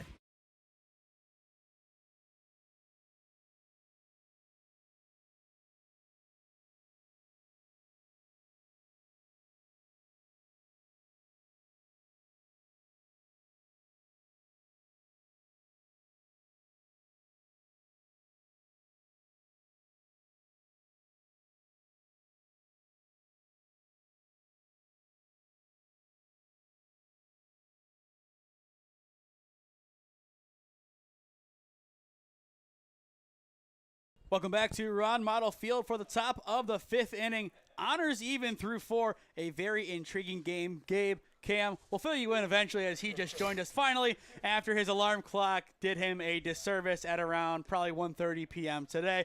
But still glad to have you, Cam. We will see you in between games along with you doing color commentary for game number 2. 0-1 the count on Brian as it is 2, 3, and 4 due up for Mid-Michigan for the top of the 5th. Now 0-2 on the foul tip.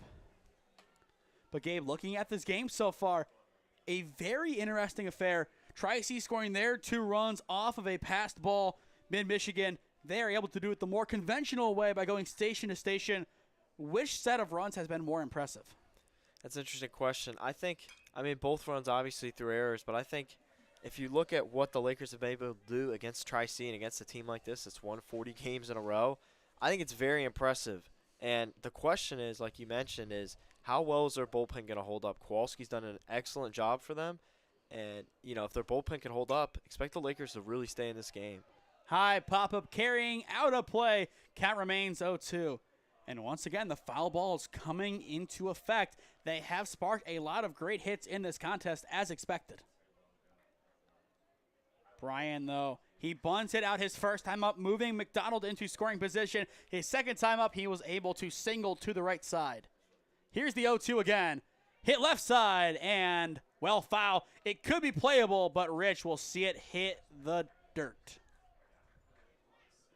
Rich has definitely played a lot more to our right, his left, than expected, and that has burnt him already once in this contest. We will see if he makes any adjustments, especially with a lefty batter. Obviously, is most likely to go to the right side, as that is kind of where you would expect him to hit it. But otherwise, you could see an Oppo Taco. Instead, it is strike 3. Gilbride gets the K for out number 1. Beautiful pitch after a great battle. Yeah, both starting pitchers really hanging in here, having an excellent game. Now Trey Bovin, the designated hitter, will step back in the box. He is hoping to get lucky in his third at-bat. 0 for 2, a ground out and a strikeout to his name thus far. Gilbride ready to go on the mound, gives his first pitch. In there for strike one. Yet another first pitch strike from Gilbride. That is what we talked about in pregame. Can he keep that up? The answer, at least right now, is yes. Wasting no time. Here's the 0-1. Hit off the bat awkwardly into left field. Getting over there and seeing it drop is Rich. As that is an interesting play. It looked like he had a chance to lunge towards it, but instead he lets it fall. It's a one-out single for Bovin. I've seen players slip in the outfield before, and this time it really cost them as a result in a hit. On the other hand, if he would have dove for the ball and missed, it's extra bases. It's kind of a lose-lose situation. He goes with that one. Double play ball in effect. The task now becomes force a ground out from Jaden Clark. And for those just tuning in, Jack Nilsson, the starting catcher, exited the game due to injury. That injury just unfortunate. He went for a foul ball and slipped on the on-deck circle. They took him out based on precaution. I still would expect to see him for game number 2, but in between games, we will go and talk to the coaching staff of Mid-Michigan and hopefully give a satisfactory injury update. Gilbride sets up for the 1-0. Fouled away, count even. But so far, Clark 0 for 1 with a fly out to Merritt at short. Yes, a fly out. It was a high hanger into center field. Merritt ranged over from short to make the grab. One of the more impressive defensive plays of the game. Gilbride nods and fires in the 1-1. Unable to get the nod. Ball 2 called. Another close offering from Gilbride. Both pitchers have been very close in that department, but a couple pitches, especially the important ones, have carried off of above or below the plate. 2-1 the count. Gilbride nods twice and fires. Bunt finally shown, and that is more of a survival bunt. Miller unable to track it down. Count now even. Yeah, luckily his bat made contact there. That could have maybe hit him in the head. It looked like from our vantage point it could have, but I'm kind just stays foul. I'm kind of surprised to see that kind of bunt. If the runner would have went, then, oh, yeah, the bunt play is on. You have to get it down. But it was not on. He could have just ducked out of the way. But once again, in the heat of the moment, you show bunt. There is no real way to get out of the ball's line of moving. Here comes the 2-2. Off the plate, chopped into center field. Bowles gets underneath it and makes the catch for out number 2. A simple play, but a necessary one by JB out in center. Now Justin Esch will step back in. One of the most dangerous hitters for either team today. He is perfect, 2 for 2 with a double and a single to his name. Esch has been really consistent for the Lakers. They need him one more time here. Obviously, with a runner at first, a base hit would not score the run unless it is a very deep hit. Gilbride nods and throws back to one. He might have him. Not in time. Now that one I don't know about. I thought he had him. Looked close from our vantage point. He had the step going towards second and then shifted back. Usually that is a bad start, and it was. That would have been Gilbride's second throw out on the base path. Goes with a breaking ball and misses for ball 1. Another close miss. But definitely it did carry a little bit lower. We will see what Esch can do. Obviously, very close to switching over to next inning. But with that gifted life, what can the Lakers come up with? Gilbride setting. Here is the 1-0. Skied. It looks to be playable. Carrying on over to the right field line. Gallagher chasing it down, but it will fall in foul territory. 1-1 the count. A good chase to try and bring it in, but still, it's in no man's land. A tough play to make. A really tough play to make. I mean, that almost landed near the dugout over there. But great ability to try to track that ball. I mean, he was extremely close to catching that. And the dimensions of this field, there is a little bit of extra space to work with on either side, kind of bowing out just past the dugouts. That gives you more of a space to make the play, but at the same time, more of false hope. Here's the 1-1. Now 2-1, a good block by Hazuda. For Tric-C in the home half of the inning, Rich, Merritt, and Bowles are set to hit. And just like his first at-bat, that is the exact way Rich will hit as the leadoff man. 2-1 the count now on Esch. Gilbride setting up and delivers. Fouled into the backstop. Count now even. Now 2-2. Definitely a good spot to get another runner on with Caleb Thomas, who has already doubled, awaiting eagerly in the on-deck circle. But first things first, get this man on base if you are the Lakers. It doesn't matter if it's hard 90, walk, base hit, big play. Just get him on the base path. Then you focus on the next batter. And if you're Tric-C's defense, just win it right here. Gilbride ready for the 2-2. Runner goes, fouled away, and this one appears to be out of here. And it is. Definitely close to that bowed out area, but still you can see the way it hit the ground. That is not the way it would bounce if it hit the dirt, so I assume it just cleared and hit the pavement. Count still even 2-2, and we have yet another good battle. This is going to be a potential turning point if Mid-Michigan can get a run across. Still 2-2. Gilbride will once again try to finish the inning, and he does. Strike three, swinging, retires the side. A well-needed punch-out from Gilbride. That's his fourth. We will watch this one back before going to break. It was a tremendous pitch. Goes towards the outside of the plate. Esch just unable to catch up to it, as we will see right here. Perfect spot right on that line. It was a strike regardless. Once again, Tric-C facing some adversity, gets out of the inning. Bottom of 5 upcoming in Parma. Honors even on SmeeSports. Experiencing pain of any kind? Call a timeout and stop by the Healthiest You Chiropractic Center. There, Dr. Max or Dr. Stephanie will provide a top-tier adjustment. Then you'll unwind in their therapy room.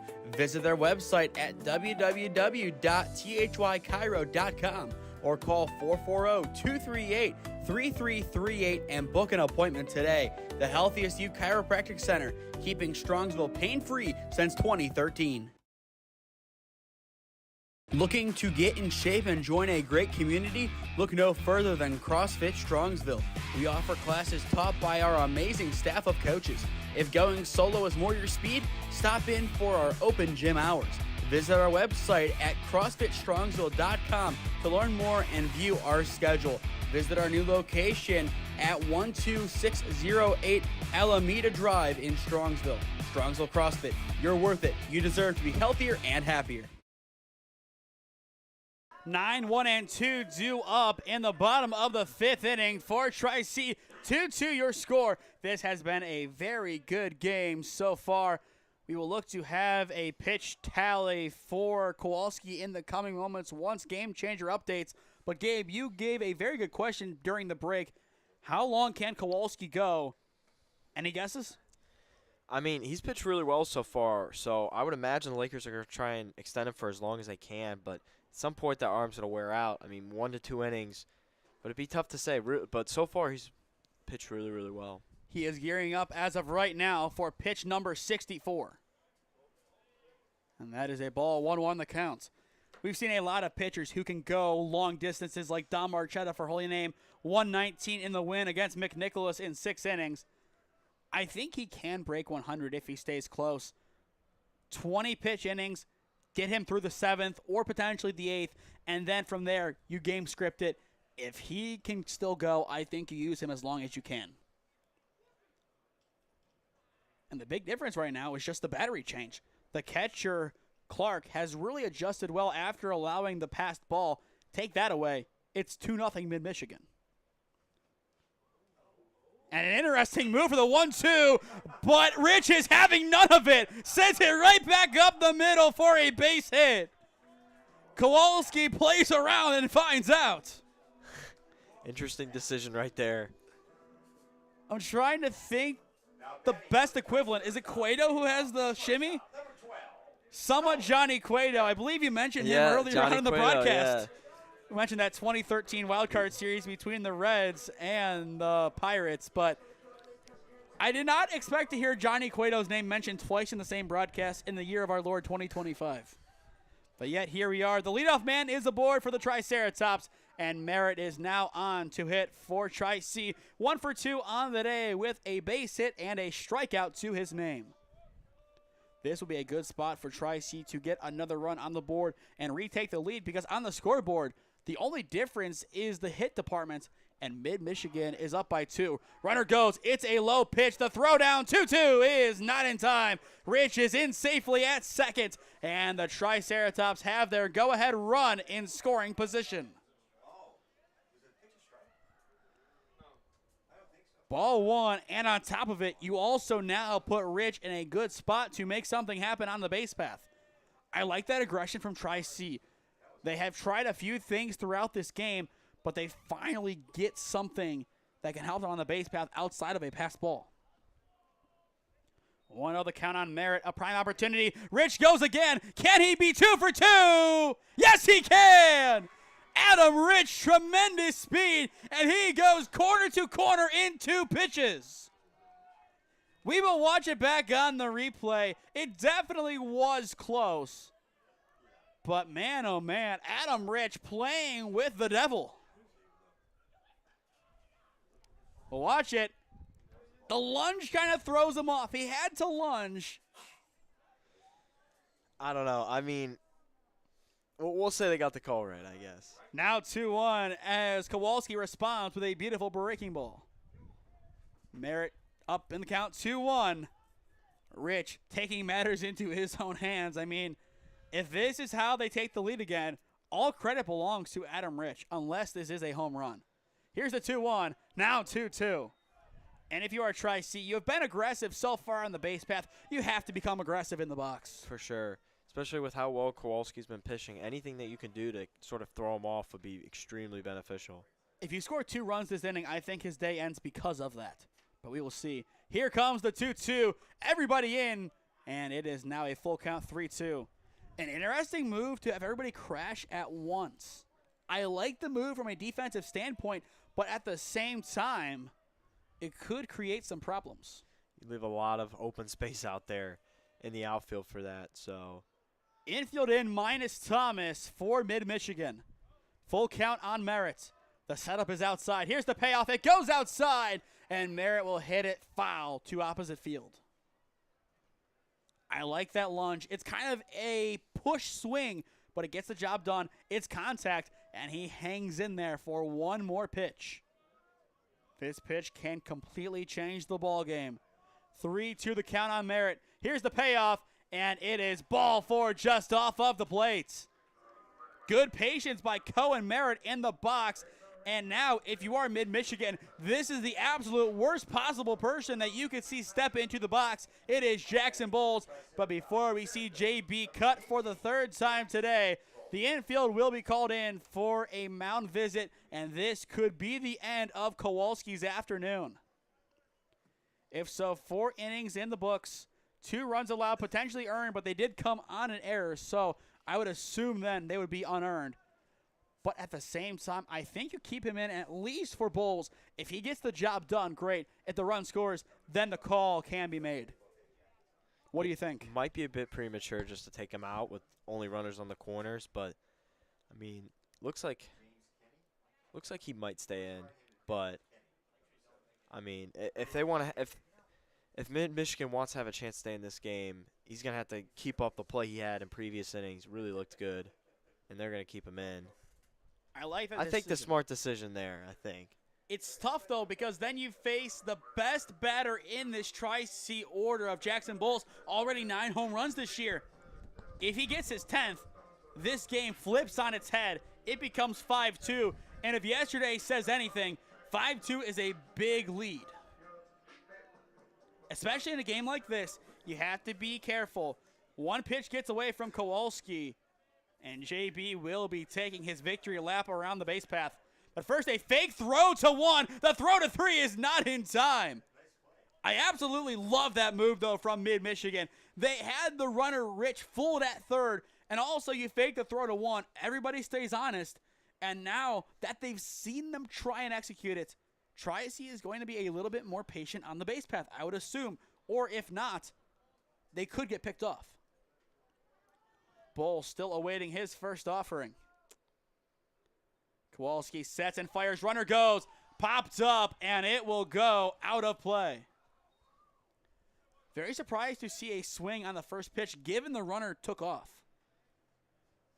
I feel like given the scenario, that's one that you are given the take sign, you let it go, and then if they throw down, Rich gives Tric the lead. A lot could have gone in favor of Tric if they would have taken that pitch, but Bulls, you had to give him the benefit of the doubt given his power. Count sits at 0-1 on Bulls. Kowalski looking for a breakthrough pitch. Instead, it's a throwback 2-1, not in time, and Rich will stay home at third. The question is, does Bulls get more pitches, or do we see more throwbacks? Runner goes, swing and a miss. The throwdown is cut off, so the runner going to second is safe. That is merit. Give him the stolen bag. 0-2 the count, and that will give Jackson Bulls a prime chance to score 2. It is going to be a very big pitch. Kowalski has to have everything in place and everything perfect right now. Count sits at 0-2. Kowalski looking for his 5th punch out. Bulls looking for a Tric lead. Here's the pitch. Breaking ball misses off the plate. A good idea, just tries to nick the corner, but can't get it to go. Kowalski staying in strong here. Needs to strike out or needs a pop-up or something. Given how many pitches he has already thrown this frame, I assume this will be the end of his outing after this inning. 1-2 the count. Kowalski sets and fires. A good pop by Bulls. Deep to right field. It carries, and it is gone! Jackson Bulls, a 3-run bomb. Tric up by 3. Jackson Bulls. Oh, man. What a swing. A pop's the way to describe it. Pop, bang, 3-run lead. And that is why you have to be careful whenever you give anything to Jackson Bulls. I mean, we talked about his power, and he displays it right there. And I would imagine they might pull Kowalski out of this game. What a swing, though. That was tremendous by Jackson Bulls. Pops it off the bat. And the rest is history with a little bit of wind, I think, at the end of it. But it was a no-doubter from the start. Oh, he crushed that ball for sure. Now Pat Farrell will step in. 0-2 on the day. Breaking ball in. Finds the zone for strike 1. Either way, the damage has been done. 5-2. Tric on top. And Mid-Michigan's offense will have to get back to the drawing board in the 6th. The 0-1 miss is now 1-1. I mentioned it, I believe, during pregame. When Tric offense scores, it comes in bunches. 2 runs, inning off, 3 runs, and counting. Impressive work. With a 1-1 count, Farrell will look to work. Unable to find the zone is Kowalski. Ball 2. I mean, now, I feel like at this point, if Kowalski lets Farrell on, his day is done. Yeah, you would have to imagine that. Keep in mind, this is the best of 3. If a team sweeps tonight, we don't play tomorrow.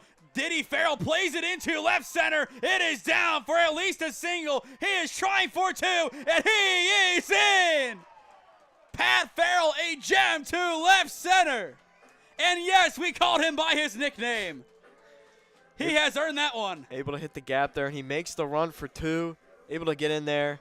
Tric really gaining some momentum here. Like you said, scoring runs in bunches. Another runner in scorer's position. And now Brendan Hazuda steps in. You could just tell the way that he reacted to the 2 runs scoring last time. He wants a chance to be the man to make it happen with his swing. He is one of many hype men on this Tric-C roster.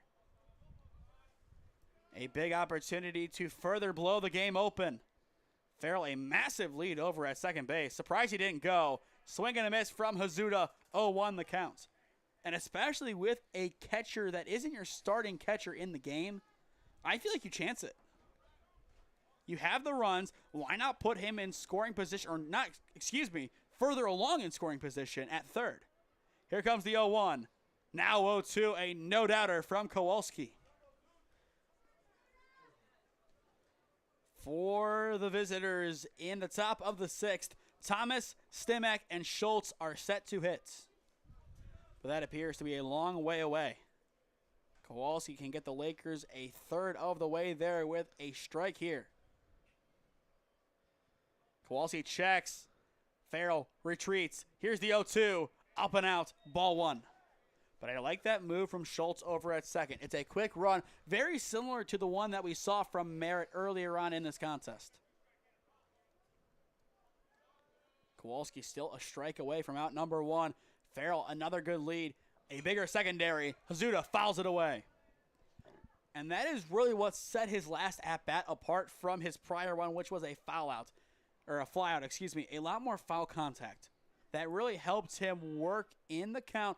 Full count, was able to walk, and then the two runs naturally came after it. Kowalski sets. Farrell breaks the 1-2. Fouled away again. And after that one, I think Farrell's going to have some words for Hazuda. Yeah, for sure. I think it was a little bit too high up anyway, so that would have been ball two. But if it's close and Hazuda thinks he can drive the ball deep into the outfield, I don't blame him for trying. Still a 1-2 count. The setup is outside. Here's the pitch. Chopped foul again. Tremendous resilience from Brendan Hazuda. Working the count to his favor. Getting these foul balls. We'll see if he can capitalize that with a hit. This Tric-C winning streak of 40 games, it is not all because of talent. A lot of it is because of their determination. And it's about hard work. Hard work beats talent when talent fails to work hard. And this group has a good mixture of both. Still 1-2, as you guessed it, Hazuda fouls it away. I think I might as well record that sound bit and just keep playing it. Count still 1-2 for the 100th time. Hazuda looking to make something happen. Same with Kowalski. Jacob sets, checks Farrell, and fires. Ditto. 1-2 still. I have no words. I'm impressed by Hazuda, but at the same time, I am just baffled with how he has been able to do it so many times and pretty much the same exact spot. I mean, how many times are you going to have to say 1-2? Too many is the answer. For one more time, hopefully, here comes the 1-2. This one's in play. It's the last 1-2. Chop too short. Thomas chucks across, and it is in time, retiring Hazuda finally for out number one. Good job by the defense. It looked like they were going to be able to take some vacation time to themselves, but finally Hazuda keeps it in fair territory. And once again, Thomas's glove shows up. Yeah, it shows up in a big way there. I think getting runners on the corners there. Just added pressure for Kowalski, who already has given up a big home run. You know, probably his last inning, I would assume, for pitching. So look for Kowalski to really finish strong here. And now Lehner steps in. 38 RBIs this year. Run number 6, standing 90 feet away. A base hit scores Farrell. He will bunt instead. It's pulled back, and immediately Pat Farrell retreats. A very big scamper back. Got back there in a hurry. But he did the right thing. He curled out along the base path into foul territory, broke back in. That's exactly how you run that play. 1-0 the counts on Lehner. So far today, he is 1 for 2. Here's the pitch. Breaks in. Count even. Beautiful dippage from Kowalski. He has been able to find the zone with many pitches today. A lot of it just becomes movement.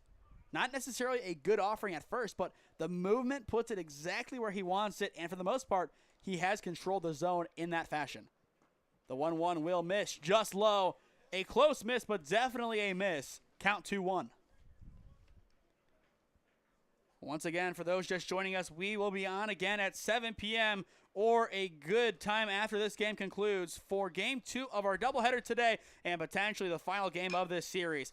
Ground ball up to Thomas. They look the runner. They throw to one. They get Lehner, and Farrell stays put. Perfect execution by the defense of Mid-Michigan. And do it again. Another great play right there. Look at the runner and then immediately throw to first. Thomas has had a tremendous defensive game. 2 big putouts in a row. And now Vinny Gallagher steps in. 0 for 2 today with a fly out to center and a strikeout swinging. Tric-C, regardless of what happens, will be happy with the results of this inning. 3 runs have scored. Gallagher wants to make it 4. First pitch carries up and in. Ball 1. A good take from Gallagher based on his composure as the pitch came in. He wanted to swing. It looked like he had every intent to do so, but a good job in the end to switch off that part of the mind and just take the ball. Here comes the 1-0. Once again, someone inside, this time a little bit more over the plate. Still, it's strike 1. Good variance from Kowalski. Goes inside, then a little bit less. He could go right back inside. I feel like it's going to be one of the extremes. Way inside or way out. 1-1 the count. Kowalski fires. Tries to go outside, but the break brings it central for strike 2. And if you are Gallagher, you expected that ball outside. You see where it comes out. Okay, it's ball 2, but in the end, that beautiful break changes the game. Kowalski desperately needs out number 3 right here. 1-2 the count, 2 down. Jacob also looking for strikeout number 5. Unable to get it, but in the meantime, a good snatch by Clark behind the dish. That was a tough play to make. Obviously, in the heat of the moment, you could have a little extra jitters. You have to stay composed, especially in a game like this where you are playing from behind. Here comes the 2-2. Runs it inside for strike 3, and the side is retired. 5th punch out on the day for Jacob Kowalski. Beautiful spot. That could not have been any better. 5 strikeouts, 5 runs allowed. If this is the end of his day, as it appears to be, he still did a really good job on the mound. But the thing that he will be remembered for in this appearance, a Jackson Bulls 3-run bomb. The difference maker so far. 5 innings complete at Ron Mottl Field. Tric-C up 5-2 on Mid-Michigan. Experiencing pain of any kind? Call a timeout and stop by the Healthiest You Chiropractic Center. There, Dr. Max or Dr. Stephanie will provide a top-tier adjustment. Then you'll unwind in their therapy room. Visit their website at www.thychiro.com or call 440-238-3338 and book an appointment today. The Healthiest You Chiropractic Center, keeping Strongsville pain-free since 2013. Looking to get in shape and join a great community? Look no further than CrossFit Strongsville. We offer classes taught by our amazing staff of coaches. If going solo is more your speed, stop in for our open gym hours. Visit our website at CrossFitStrongsville.com to learn more and view our schedule. Visit our new location at 12608 Alameda Drive in Strongsville. Strongsville CrossFit, you're worth it. You deserve to be healthier and happier.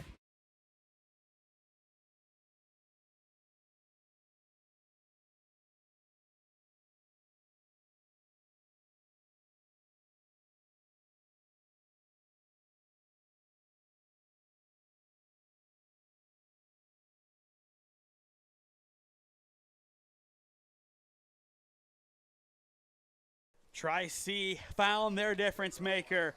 We've called him the most powerful hitter in this order so many times. He proved why. Jackson Bulls, a 3-run bomb, and that is the difference. 5-2, Tric-C on top as we begin the 6th inning of Game 1 of our doubleheader and Game 1 of our potential 3-game series.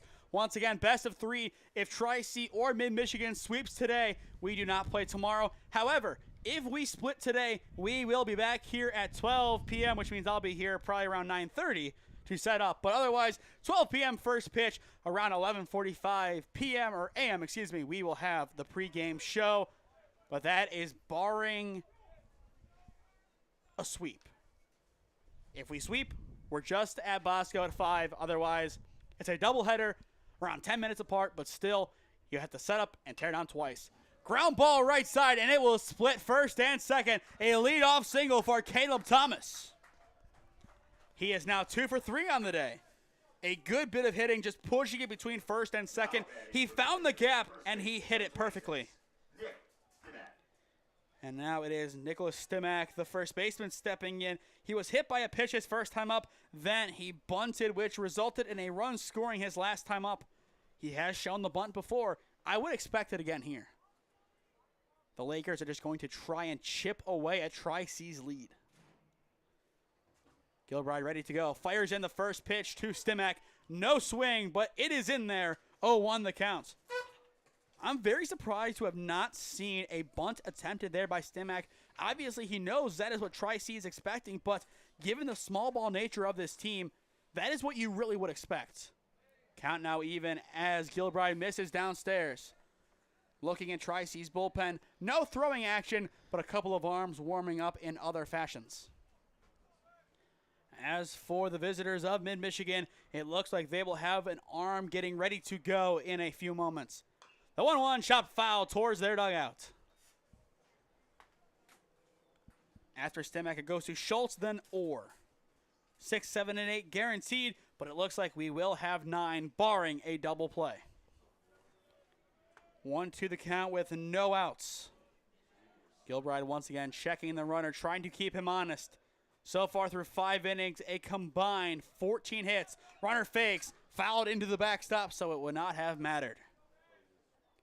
The movement on the base path has been fun to watch today. Both sides just trying to get in the other's head. And we talked about this a lot last night in the EC game. Elyria Catholic started to move around a lot on the base path, and that really threw off the namers.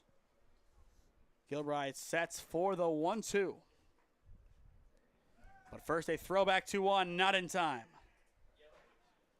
A lot of throwbacks, but still the one that we will harp about is the one at second base. The coordination between Gilbride and Merritt was tremendous, and deservingly so. That is the play that we will remember from this game in that regard. Here comes the 1-2. Chopped foul again. It appears Nicholas Stimac is trying to give us his best Brendan Hazuda impression. Hazuda right there. He saw this from the opposite end. So you can imagine what he is thinking, and that kind of gives Tric-C an advantage. He knows what finally worked for him. He can think in regard to the batter and call the opposite as the catcher. Here comes the 1-2. Hit left side, and you guessed it, it's foul.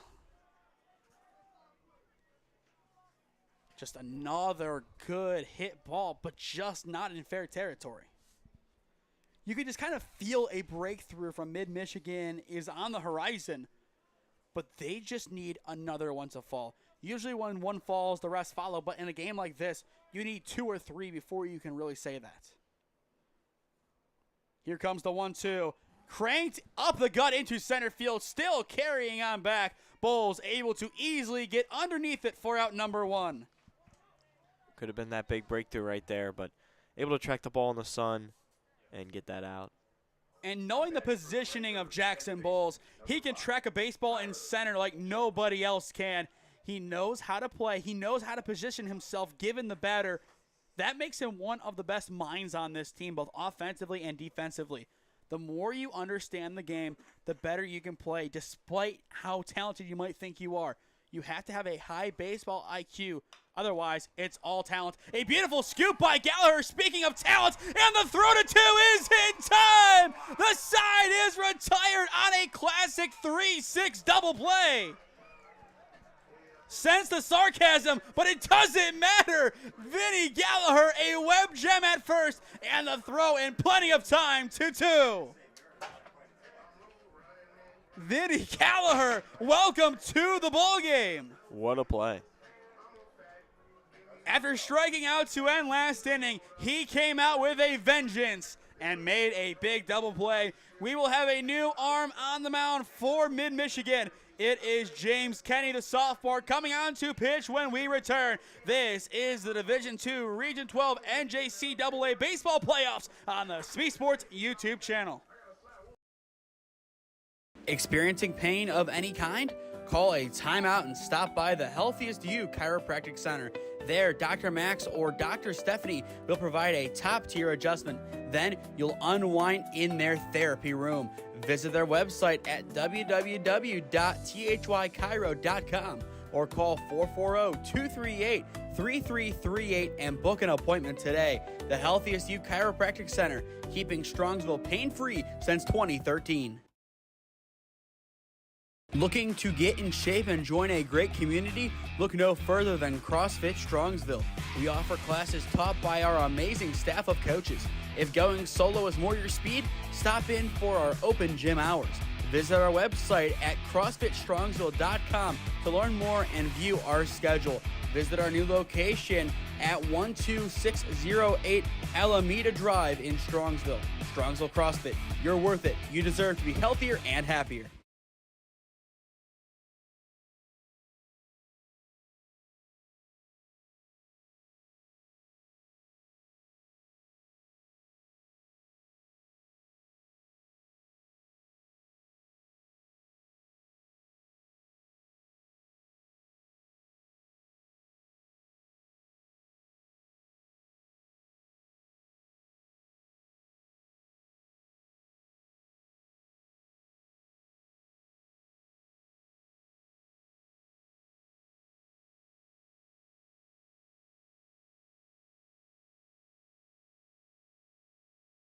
After a good defensive stop in the top of the sixth, Tric-C's offense looks to continue rolling in the home half of the frame. 5-2, the Triceratops lead Mid-Michigan. First pitch of the new frame is a ball to Britton. 7, 8, and 9, starting with the designated hitter, followed by Miller and Rich. A good spot for Tric-C to be in. All our key contributors on this offense. Rich is the one to look out for. 2 for 2 on the day.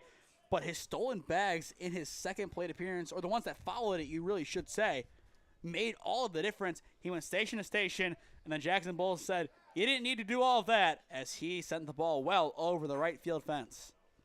1-1 the count on Britton. Here's the pitch. Just going to miss the zone. Now 2-1. See if Mid-Michigan's bullpen can keep them in the game. It's not out of reach so far, but with some bad pitching, it can be. Yes, on the mound now for the Lakers, it is James Kenny, the sophomore. Kenny sets up for the 2-1. It's in there, now 2-2. And for those unfamiliar with the concept of JUCO, this is a battle between two universities that are two-year programs. So you have freshmen and sophomores, so you have underclassmen and under and upperclassmen. So kind of interesting to see that aspect of the game, as that is a good start for Kenny's outing. He is able to strike out Britton. But I think looking at this Tric-C roster, especially the guys that are graduating now, you are going to have a lot of top players in Division III and forward. Last year, I believe you sent 7 guys D1, something along those lines.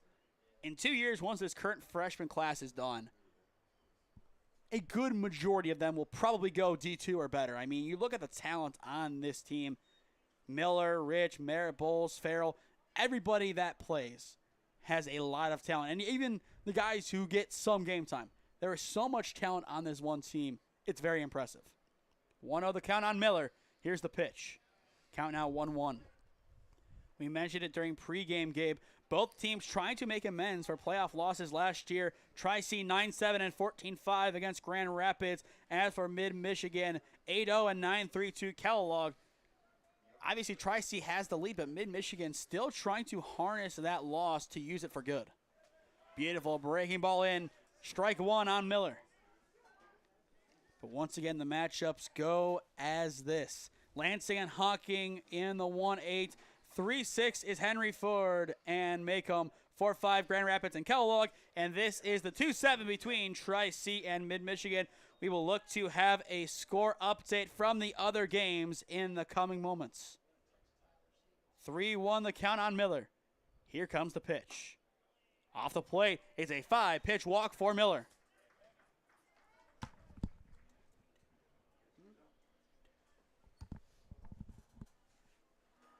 And now it is Adam Rich stepping in once again. 2 for 2 on the day. But Rich, he has been really good. We talked about his hitting, but Gabe, I feel like his big impact is his ability to go station to station on the base path. That has really helped out Tric time and time again. The question is, can he get on the base path to make that impact? Runner at first, 1 down. Kenny sets and fires, misses up and out, 1-0 the count. Just another reminder that after this game at 7 p.m. approximately, we will have game 2 out of 2 today. One more game tomorrow if they split today. If Tric or Mid-Michigan sweeps, we end the series tonight. Gabe, your thoughts on this format for round 1, best of 3 series? I think it's interesting. I always love when you play multiple games, you get to see. Because I think sometimes you play one game, there could be, I don't want to say fluke, but sometimes the team that's not as good could win. But when you have multiple games, you really start to condense, and hopefully the best team comes out victorious. And we see that all the time in sports. A low seed makes a fairy tale run. Usually we see those in March Madness where it's single elimination, 1 game, and you're out. In baseball, it's usually a double elimination, a lot of series, and that is what really works with the College World Series. You have teams who lose once, but then turn around, spew out 5 wins in a row, and all of a sudden, they are in the actual big dance. 1-0 the count on Rich. The pitch is down low. Miller will take off. The throw is not in time. Miller says not so fast and ajars the ball. The throw, in terms of accuracy, it looked like it was there, but ball just takes a bad bounce. Tric-C's able to get a runner in scoring position. I don't think that was a bounce. I think it took a bad Brock Miller. We will watch it back here on the replay. Yeah, that ball just took a bad Brock Miller. A very good steal, no less. He is now in scoring position. 2-0 the counts. Rich, an even better chance to make something happen for the Triceratops offense. Here's the pitch. Going in and finding the zone. Strike 1 called. With Kenny coming in, the big contrast between him and Kowalski. A lot of first pitch balls in comparison to first pitch strikes. Count now sits at 2-1. Once again, this could be an opportunity for Tric to pile on the runs. Here's the pitch. Ground ball chopped over to second base. Schultz scoops it up and makes the play at 1, retiring Rich for the first time today and for out number 2. With that ground out, we go back to the top of the Tric order. This is their 4th go-around, starting with Cohen Merritt, who is 1 for 2 on the day with a walk, a base hit, and a stolen bag. Run number 6 standing at 3rd for the Triceratops. Once again, you lose 2 in this series, and your season ends. You win 2, you advance to Michigan. Merritt looking to add on to the already decently sized cushion. Kenny setting up and firing his first offering. Off the plate, but a good stop by Clark. Ball 1. And another thing to keep in mind, usually when we have doubleheaders, it's 7 innings, or when we see Tric play, given how many runs they score, it's 5. Today, unless we have a run rule, which is definitely less than the normal one, 18 innings. A lot more than usual. And I mean, half the Tric doubleheaders that Cam and I have done ended in 10 innings. So, or technically less if you look at the bottom half of the 5th, not counting. So, 9 technically if you combine them, but still a lot shorter than this. Here's the 2-0. Going into the zone for strike 1. Looking at the Laker order, I believe it's Orr then top. So 2-1 the count now on Merritt, still looking for a breakthrough swing. In the end, it is pinned by Clark, now 3-1. Looking in the Tric bullpen, a couple of guys standing. No action quite yet completely, but I assume now with that throw we do. As for Mid-Michigan, a couple of guys warming up, but no throwing. Here comes the 3-1. It is low, ball 4, and Jackson Balls has to be very eager right now, seeing a very similar scenario to the last one that he was in. And going back to that one, Gabe, 3-run homer. It's the game changer right now, and he could change the game once again here. Yeah, he very much could. I mean, same situation, same scenario. We'll see if he can sort of follow in his past footsteps. Already 1 homer, 2 for 3 on the day. He has been elite. Can he do it again for Tric-C? First pitch is low. Kind of a tempt to the runner at first, Merritt, who does have plenty of speed. 1-0 the count. And it appears we will have some score updates incoming very soon. It'll be interesting to see who has taken home wins so far today. Throwback to 1, also not in time. But looking at these games, Gabe, I think the upset that we're looking to see is Maycomb over Henry Ford, as that would bring up a potential redemption game, but not really redemption game for either side as they split the season series, but that's the last team to beat Tric-C. Here comes the 1-0. Fouled away left side. Count now even. Once again for the Lakers, or McDonald and Bryan due up next inning. We will see how they're able to navigate this scenario. It could still be 5-2, but knowing the power of Bulls, it could be 8-2. Here comes the 1-1. Fouled into the backstop. That time, Gabe, I think you knew it was not coming right towards you. We're safe and sound. Looking at the score update, it is Hawking losing to Lansing by a final of 12-2. We actually have more. Here comes the 1-2. Popped up, playable, going into the outfield. It might be a tough one to make, and it just drops in. 1 run will score, and they hold everybody up. It's a long bloop RBI single from Jackson Bowles. I mean, that thing just went right up and just dropped. No carry or nothing. And it works in Tric-C's favor. Next update, a technical upset. Number 5, Kellogg downs Grand Rapids 4-0 in game 1. And the final one, yeah, we're getting our upset. Maycomb 9, Henry Ford 0. I expected the upset, but I don't think I expected it to be by that big of a margin. 9-0? 9-0. 6-2 now the score here in game number 1. First pitch is off the plate. The runner will go. It's Bowles, and he is in safe. Put 2 runners in scoring position for Farrell. But I think the talk of the town right now, obviously Lansing getting the 12-2 win over Hawking's impressive, but Henry Ford losing to Maycomb by 9. That has to be the talk of the region. The only thing bigger would be an upset win by Mid-Michigan, which as of right now, down by 4. A lot would have to go their way, but definitely not impossible. They have shown plenty of flashes today. The 1-0 fouled away, count now even. We talk about turning points a lot in our broadcast. If Farrell is able to score himself, so everybody in front also scores, that's 3 runs, 9-2. Stick a fork in it. But at the same time, if Mid-Michigan can get a big out number 3, no more damage done, down by 4, they are not out of this game by any means. Here comes the 1-1. Down low, now 2-1. And it also could get worse with Brendan Hazuda awaiting in the on-deck circle. We've said a couple of times today, he loves himself a grand slam. Or an opportunity, at least with the bases loaded. We have seen that power time and time again, especially the long RBI single to win the game over Hawking. Here comes the 2-1. Chop left side, a high bouncer taken in at third. They throw across the diamond. It is in time.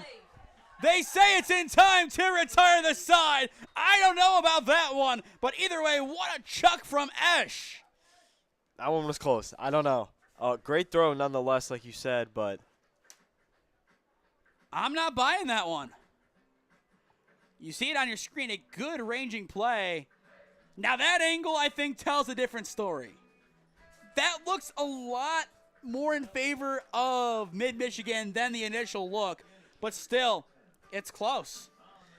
it's a close call right there. We had another close call on third, but Michigan taking batting, and we'll see what they can do here, and they're able to get out of the inning. And we'll get one more look on our own over on the phone. Try to slow it down. I don't think he has the ball right there. And if he has it right where we're seeing it, I think he is out. If so, that's a great eye by the umpires to make that decision. We will keep it here during the break. To stay up to date on all the games that we are covering, follow SmeeSports on Instagram and SmeeFist2024 on Twitter. As well, subscribe to the SmeeSports YouTube channel down below and enable push notifications to be notified when we upload or go live. We are trying to hit 3,500 subscribers by the end of this year. So if you are new, go down below and subscribe. It costs nothing, and it greatly helps out our efforts here at SmeeSports. We still have a lot of high school baseball coming up after today. But first, softball tomorrow. We will be at St. John Bosco. 5 p.m. first pitch. It is the Parma Holy War between the Holy Name Green Wave and the Padua Franciscan Bruins.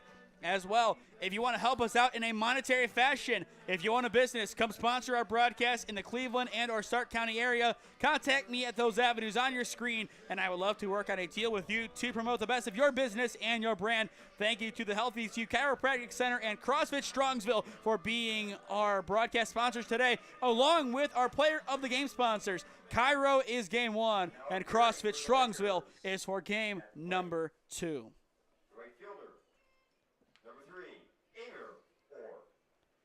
Amir Orr back into the box for the third time. 0 for 2. He will look to give the Lakers some momentum as they begin the top of the 7th. It is starting to become crunch time for the Lakers. You're down by 4. You don't want this game to fall. That would be a big, big deal for Tric-C. Every game they treat it like 1-0. They don't treat it as a big win streak. They see every game as an opportunity to win the day. And that is how you really should approach the playoffs, and that is how Tric-C has approached this entire season, having, I would say, the best ever season in program history. And it's probably not even close. 0-2 the count. Here's the pitch. In there for strike 3 looking. Punch out number 5 on the game from Keegan Gilbride, and it retires Amir Orr for out number 1. Good spot.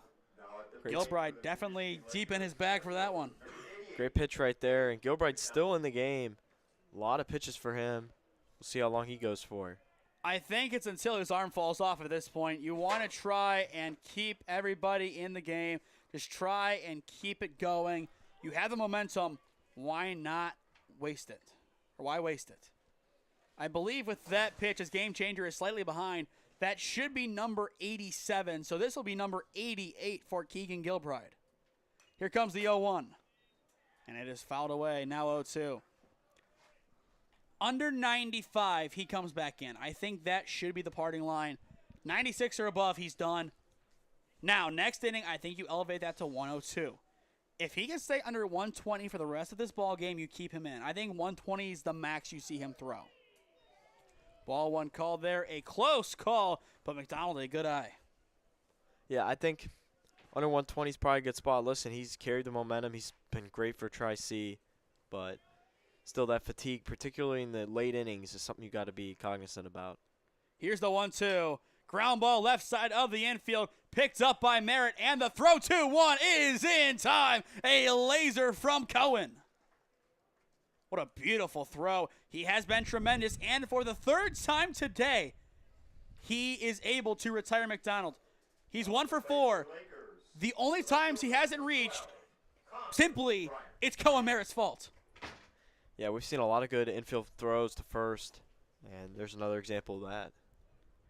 Just counting real quick, 4, 5. He has been involved in 6 putouts today. Wow. In other words, 2 innings of work, all on Cohen Merritt. And, oh, by the way, he has 2 walks, a stolen bag, and a base hit. He has been tremendous. He could be our player of the game when it is all said and done. But I think right now it's between 2 players currently on the field and currently somewhat lined up on the pitcher's mound and in center field. Here comes the 1-1. Hit right up the middle. Gilbride, what a snag. Does he have it at 1? Yes, he does. The side is retired. What a web gem by Keegan Gilbride. Yeah, keep him in the game. Oh my goodness, how did he do that? That's the second one of the game. We saw earlier he climbed on the mound and made that catch. Makes another athletic play right there. Out of nowhere, it's cat-like reflexes. Gallagher able to smother it at one. Any momentum that Mid-Michigan may have had, say goodbye. Keegan Kilbride, what an outing. When the occasion is big, Kilbride makes even bigger plays. We will step aside for the 7th inning stretch. 6-2, Tric-C on top. Experiencing pain of any kind? Call a timeout and stop by the Healthiest You Chiropractic Center. There, Dr. Max or Dr. Stephanie will provide a top-tier adjustment. Then you'll unwind in their therapy room. Visit their website at www.thychiro.com or call 440-238-3338 and book an appointment today. The Healthiest You Chiropractic Center, keeping Strongsville pain-free since 2013. Looking to get in shape and join a great community? Look no further than CrossFit Strongsville. We offer classes taught by our amazing staff of coaches.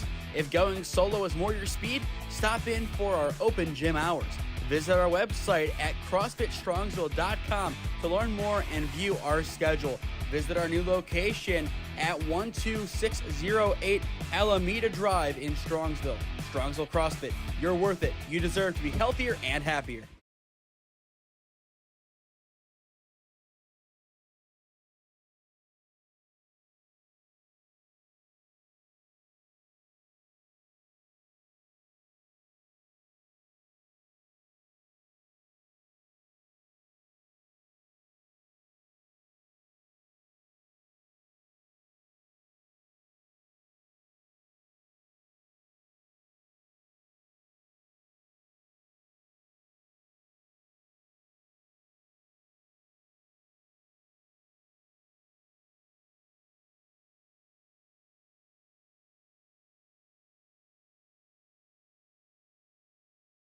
The call to the bullpen has been made once again by Mid-Michigan. It is Logan Tenbrink, the freshman, on to shove. He will look to settle things down in the bottom of the 7th inning. If you are just joining us, this is the Division II Region 12 NJCAA Baseball Playoffs on the SmeeSports YouTube channel. We thank you for joining us today live at Ron Mottl Field. First pitch to Hazuda is just a bit inside or outside, depending on your point of view. Either way, it's behind Hazuda. 1-0 the count. I don't think that is what Hazuda expected, but still, he does a good job to make sure the bat doesn't come into contact because we've seen that before. Breaking ball goes bad behind the batter, and it dings the bat. This time, it's over the plate, but just upstairs. Now 2-0. It'll be interesting to see how Tenbrink comes back after that rough start, but still, he should have a lot of time left in this outing. Now 3-0. Hazuda just showing his patience. And there's really no urgency for him to swing. Not at all. Looking in the bullpen of Tric-C, just some guys standing around, no real throwing. However, for Mid-Michigan, they do have some guys up and throwing. So we will see how they use that. Here's the 3-0, and it is in there for strike one. As well, though, if Tric-C, I believe, scores 4 more, I believe it is 8 runs at this point, the run rule, they could win it here. I don't know exactly what the run rule is. We'll try and verify. As of right now, that's what I think it is. 3-run foul down the left side. So count now full on Hazuda. Hazuda's big appearance at the plate came in his second. He walked, but after like 10 foul balls, he battled. Full count once again. Here comes the payoff pitch. Cranked into left center field. That's a gapper for Brendan Hazuda, and he will end up with a single. A good relay by McDonald from center field, but that is a big bang to begin the bottom of the 7th. Tric-C unfazed by playing this far. They're not at all, and really, if they get a couple more runs here, it could really spell a lot of trouble for Mid-Michigan. It'll be interesting to see how Lehner approaches this at-bat. I wouldn't be surprised to see Hazuda have a courtesy runner, but it appears they will keep him in this could be a spot you bring in a speedy guy off of the bench, but right now they say no. Hazuda, I'm sure, not going to get the biggest of leads, but if the ball gets passed, he will take second. First pitch to Lehner. Forget about it. It is sent into left field. Probably a good decision that he didn't go, as it is caught for out number 1. A high flyer. It looked really good off of the bat, but the wind, I think, kind of brings it down just a little bit. Either way, a loud out number 1 as Vinny Gallagher will step back in for Tric-C. 0 for 3 at the dish, but in the field he has had a couple of nice snags at first. For Mid-Michigan next inning, Bovin, Clark, and Esch are set to hit. Tric-C trying to make sure they don't have to play the top of the 8th. Tenbrink sets and fires. Perfect pitch in there for strike 1. A good amount of movement going from our left to right. We are still looking to confirm the pitch count of Gilbride. I think 93. I'm going to guess that. And given there's really no action in the Tric-C bullpen, we will see Gilbride stay in. And now, in the meantime, Hazuda will take second. And a score update from Game 2 of the Macomb Henry Ford Series.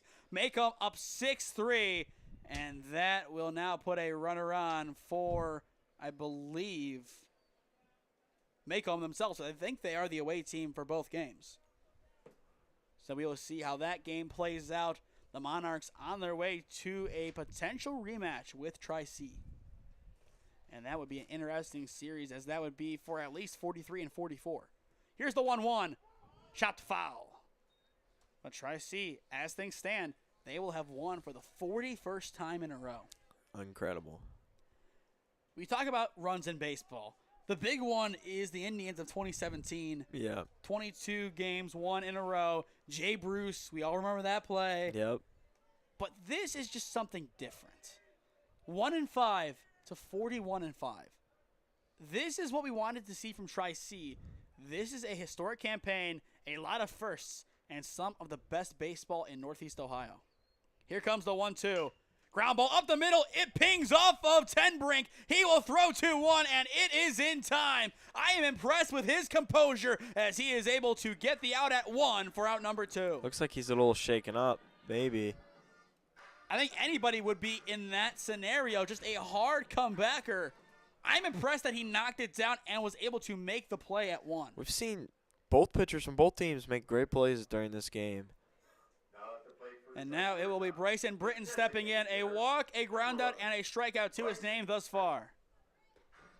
Tric-C has Hazuda over at third, so a single from Britton would give them their 7th run of the game. It is going to be an interesting few minutes for the Triceratops as they look to hold on to their lead heading into the bottom of the 8th. Their defense is going to need to stay at their best.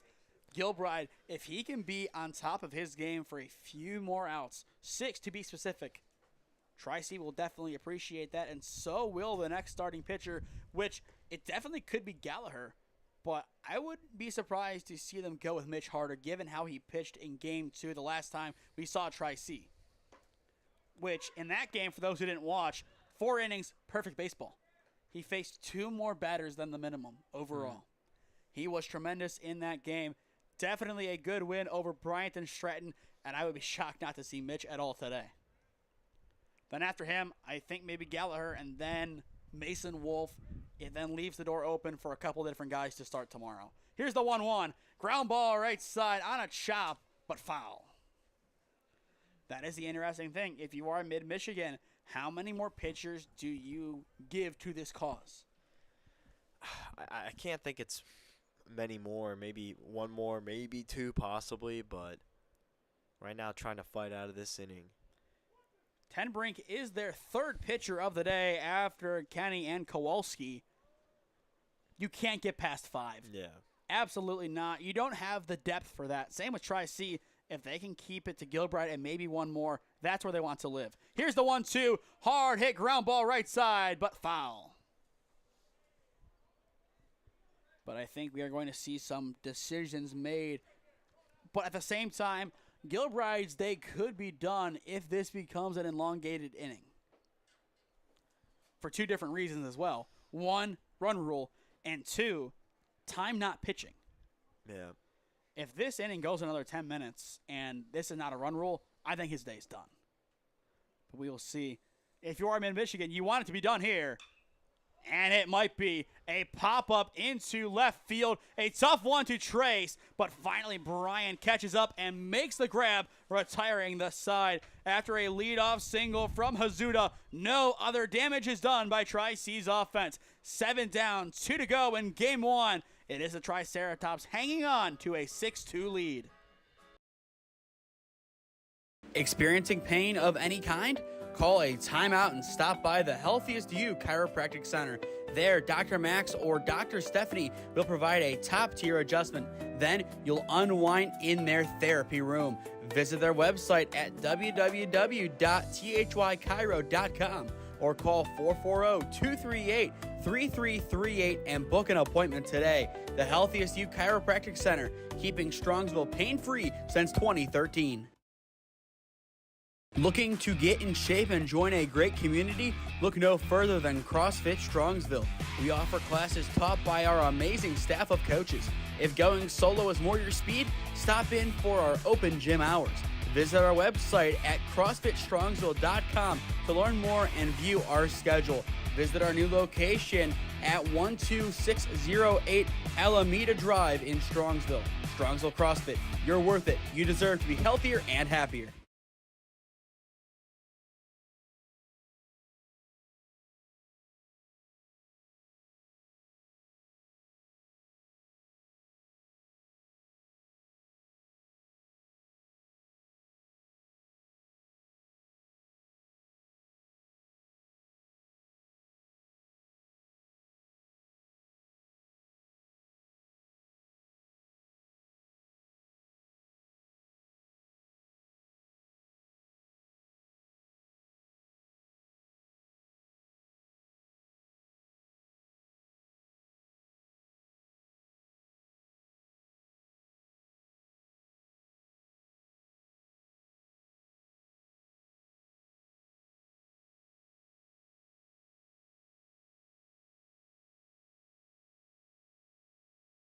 Keegan Gilbride, he is still in the game. That answers our question. That was a big point of emphasis during the bottom of the 7th.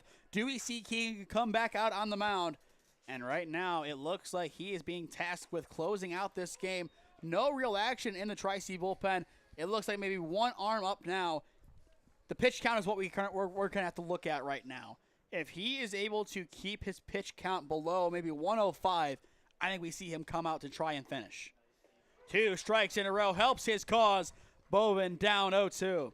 Goes Bovin, Clark, and Esch.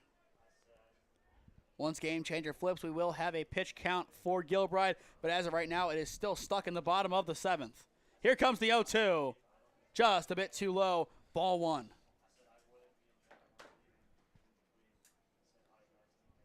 So here is the run rule. The 10-run rule will be in effect after 5 complete. The 8-run rule will be in effect after 7.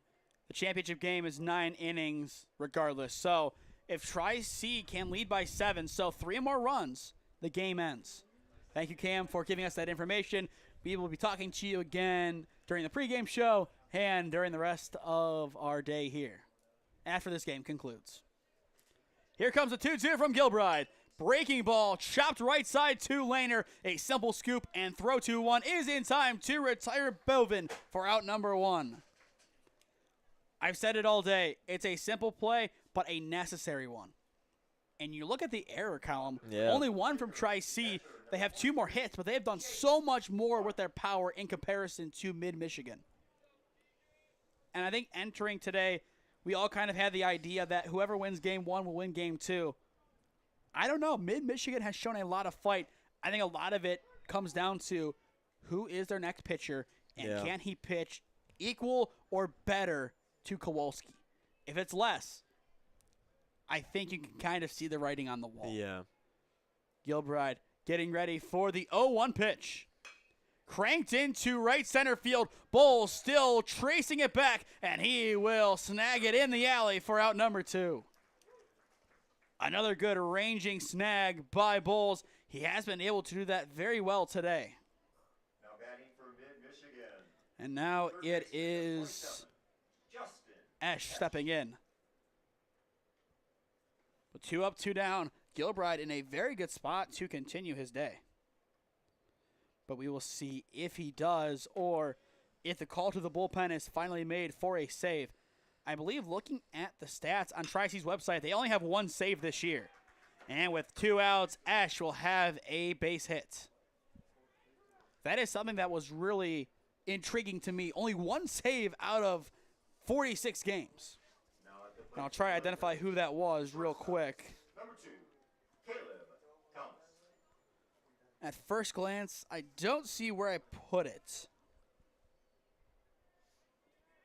But I believe it's somewhere around Barber's number. So I believe from 20 to 30. We'll have confirmation on that after this inning, as that's not going to bug me if we find out or not, as this pitch is skied into the outfield. That should end the inning as Merritt gets underneath it and makes the catch. The side has been retired.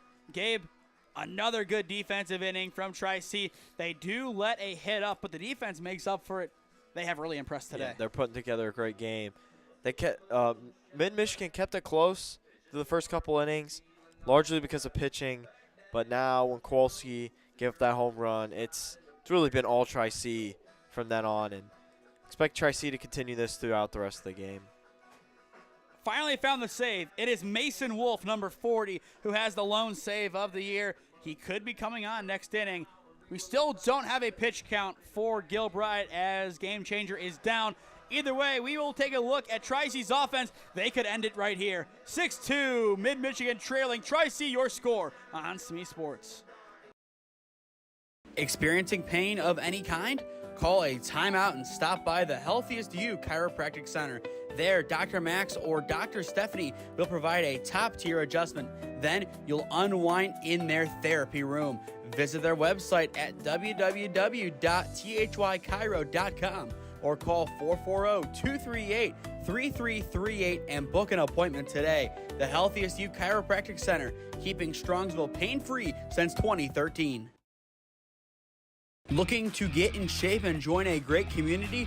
Look no further than CrossFit Strongsville.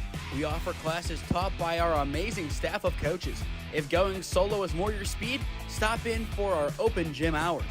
Visit our website at CrossFitStrongsville.com to learn more and view our schedule. Visit our new location at 12608 Alameda Drive in Strongsville. Strongsville CrossFit, you're worth it. You deserve to be healthier and happier.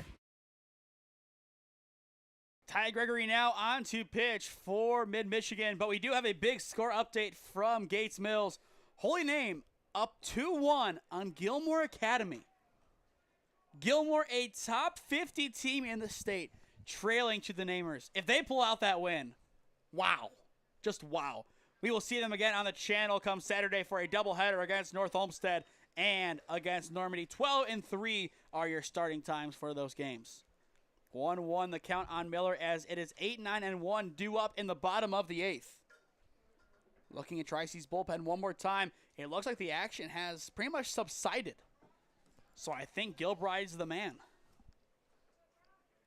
That'll be an interesting one if he can get it done. To go 9 innings like that after pretty much playing 5 to 7 inning games all year, that'd be impressive.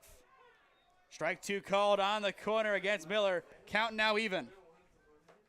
For those just joining us, reminder, we will be back on at approximately 7 p.m. for Game 2 of our season series.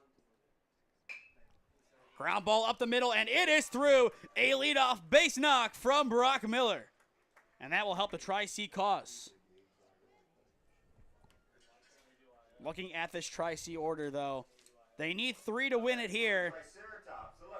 You have Merritt in the on-deck circle, Rich in the box, Bowles in the hole. You have your game winner a few batters away. A walk-off, whatever, up by this would be really impressive from Tric-C. They're used to playing quick games, but even so, they played a long game today, and right now, they're playing really well. Yeah, it'd be a great win, great way to seal off a win, and overall just a great performance from Tric-C. I feel like regardless, unless it gets really close, Gilbride has to finish from here on out.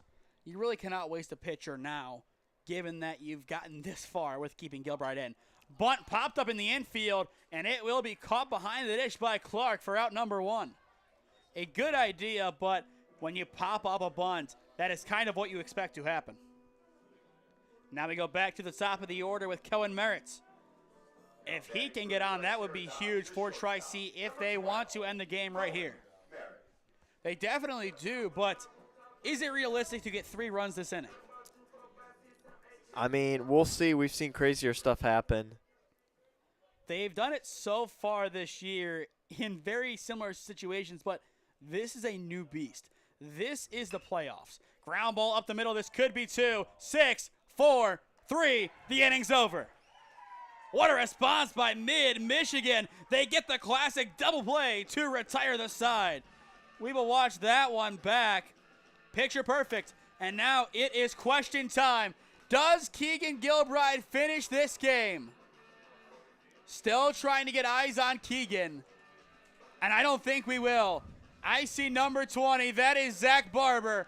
Keegan Gilbride's day is done. The call to the bullpen has been made. And the man with a sub-2 ERA, Zach Barber, will see this one out for the Triceratops. This is Division II, Region 12, NJCAA Playoff Baseball on SmeeSports. Experiencing pain of any kind? Call a timeout and stop by the Healthiest You Chiropractic Center. There, Dr. Max or Dr. Stephanie will provide a top-tier adjustment. Then you'll unwind in their therapy room. Visit their website at www.thychiro.com or call 440-238-3338 and book an appointment today. The Healthiest You Chiropractic Center, keeping Strongsville pain-free since 2013. Looking to get in shape and join a great community? Look no further than CrossFit Strongsville. We offer classes taught by our amazing staff of coaches. If going solo is more your speed, stop in for our open gym hours. Visit our website at CrossFitStrongsville.com to learn more and view our schedule. Visit our new location at 12608 Alameda Drive in Strongsville. Strongsville CrossFit, you're worth it. You deserve to be healthier and happier.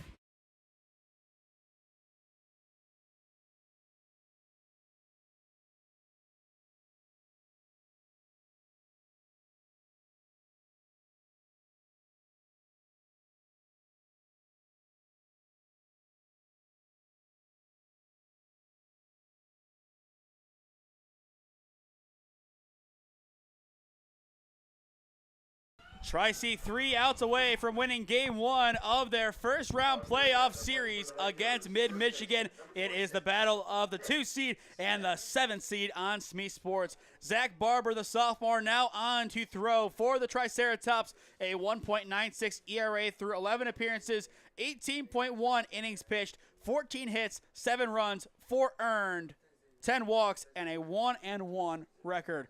No save opportunity right here. He will look to just seal the deal, getting the final 3 outs. Gilbride, assuming the result holds, will be given the win. And looking at Gilbride's record, that would put him at 5-0 on the year. Really impressive work from Keegan today, and really all season. The 1-0, chop left side, foul, count now even. This second game is going to be really interesting. I think the big storyline that we are going to talk about throughout the entire broadcast, what else does Mid-Michigan have in regards to pitching?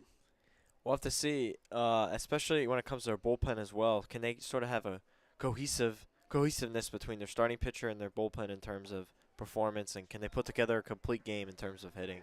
The 1-1 will hit Stimac, and he will take first. A hard 90 is not the start Tric-C's defense wanted, but now that sets up a double play ball.